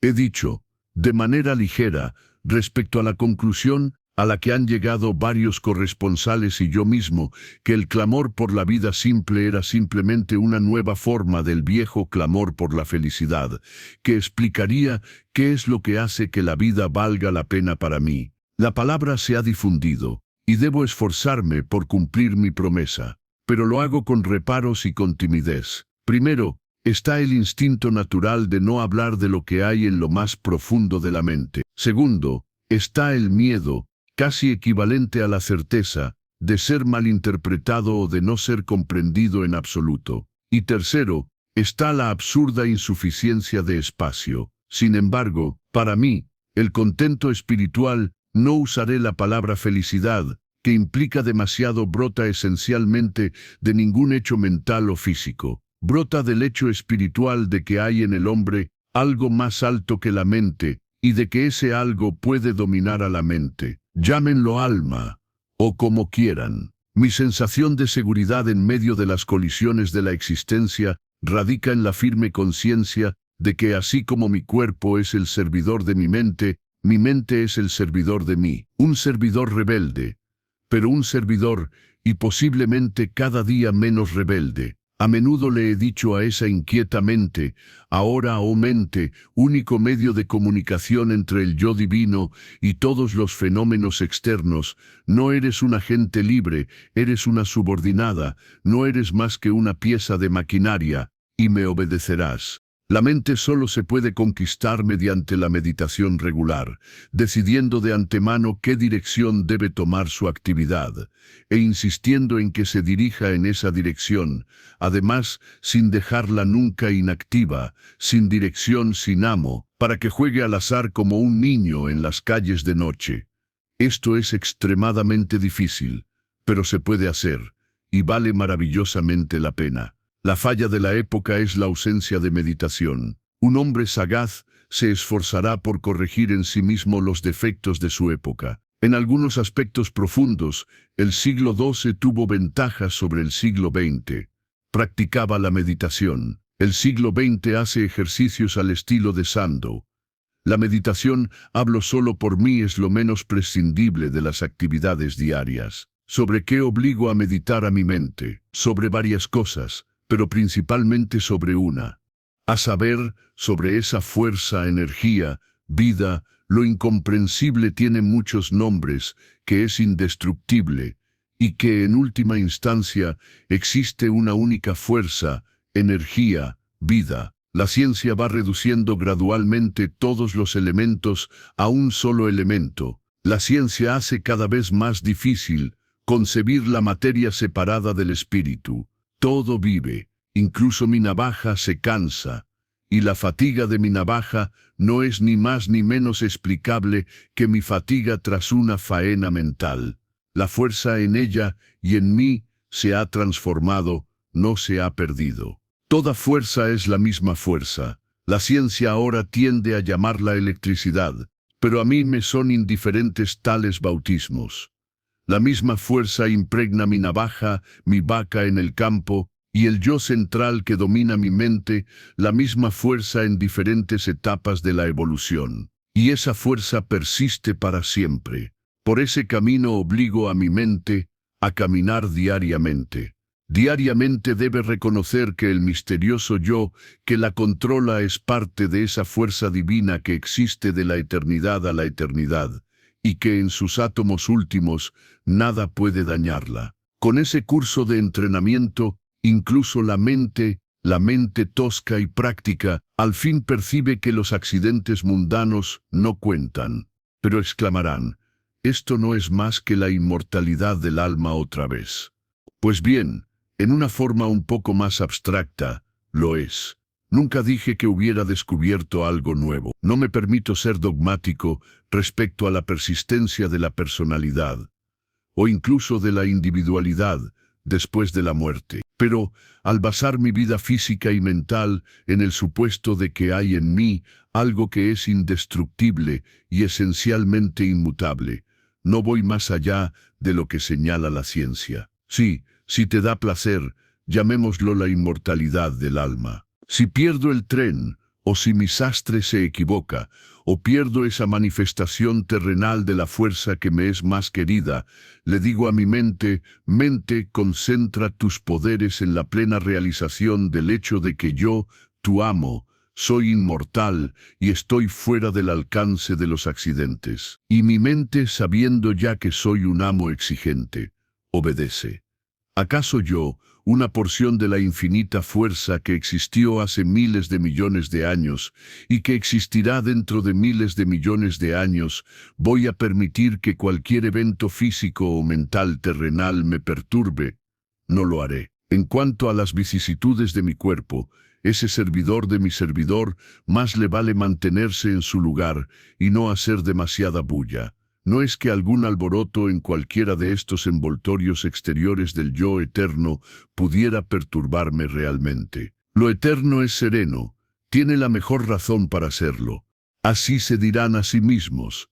He aquí a un hombre en un periódico de 1 libra esterlina semanal que aboga por la meditación diaria sobre la inmortalidad del alma como remedio para el descontento y la infelicidad. ¡Qué fenómeno tan extraño! Que resulte extraño es una condena a la época. Mi única respuesta para ustedes es esta, pruébenlo. Por supuesto, reconozco libremente que tal meditación, aunque espante el miedo, mata lentamente el deseo y produce una cierta elevada indiferencia, y que el extinguir el deseo, con la indiferencia que lo acompaña, sea alta o baja, es malo para la juventud. Pero yo no soy joven. Y hoy escribo para aquellos que han probado la desilusión, ¿qué juventud no la ha probado? Sin embargo, no quiero que crean que desprecio los breves placeres de este mundo. Mi actitud hacia ellos desearía que fuera la de Sócrates, como lo expresó el incomparable Marco Aurelio. Él sabía carecer y disfrutar de aquellas cosas cuya falta muestra la debilidad de la mayoría, y en su disfrute de forma desmedida. Además de obligar a mi mente a meditar sobre la omnipotente e indestructible fuerza que soy yo, le ordeno meditar sobre la consecuencia lógica de esa unidad de fuerza que la ciencia comienza ahora a enseñar. La misma fuerza esencial que soy yo también lo es de ti. Dice el proverbio indio, conocí a 100 hombres en el camino a Delhi, y todos eran mis hermanos. Sí, y todos eran mis hermanos gemelos, si se me permite decirlo, y 1000 veces más cercanos a mí incluso que la concepción común de hermanos gemelos. Todos somos iguales en esencia. Lo que nos separa son simplemente diferencias en nuestros respectivos estadios evolutivos. La reflexión constante sobre este hecho debe producir esa simpatía universal que solo puede generar un contento positivo. Debe eliminar sentimientos ridículos como la culpa, la irritación, la ira, el resentimiento. Debe instaurar en la mente una tolerancia total, hasta que un hombre pueda mirar al borracho en su embriaguez y al maltratador en su brutalidad, con compasión pura y serena, hasta que su corazón se extienda instintivamente hacia toda otra manifestación de la fuerza única, hasta que esté impregnado de una benevolencia ferviente e inconquistable hacia todo lo que vive, hasta que haya abandonado completamente la presuntuosa costumbre de juzgar y condenar. Nunca alcanzará el verdadero contento. Ah, exclamarán de nuevo, no tienen nada nuevo que contarnos, más que la mayor de estas es la caridad. No lo tengo. Puede parecerles excesivamente gracioso, pero no he descubierto nada nuevo en eso. Simplemente se lo recuerdo. Así es. Gemelos en el camino a Delhi, Mediante la meditación continua sobre la indestructibilidad de la fuerza, intento cultivar la calma, y mediante la meditación continua sobre la unidad de la fuerza, intento cultivar la caridad, plenamente convencido de que en la calma y en la caridad reside el secreto de una felicidad plácida, si no extática. Se dice a menudo que ninguna persona pensante puede ser feliz en este mundo. Mi opinión es que cuanto más piensa un hombre, más feliz es probable que sea. He hablado, soy abrumadoramente consciente de haber hablado de forma burda, abrupta, insuficiente y confusa. Fin. Gracias por escuchar con nosotros este enriquecedor libro. Para más audiolibros interesantes, suscríbete al canal, dale al like y deja un comentario positivo para la comunidad. Te lo agradeceremos mucho.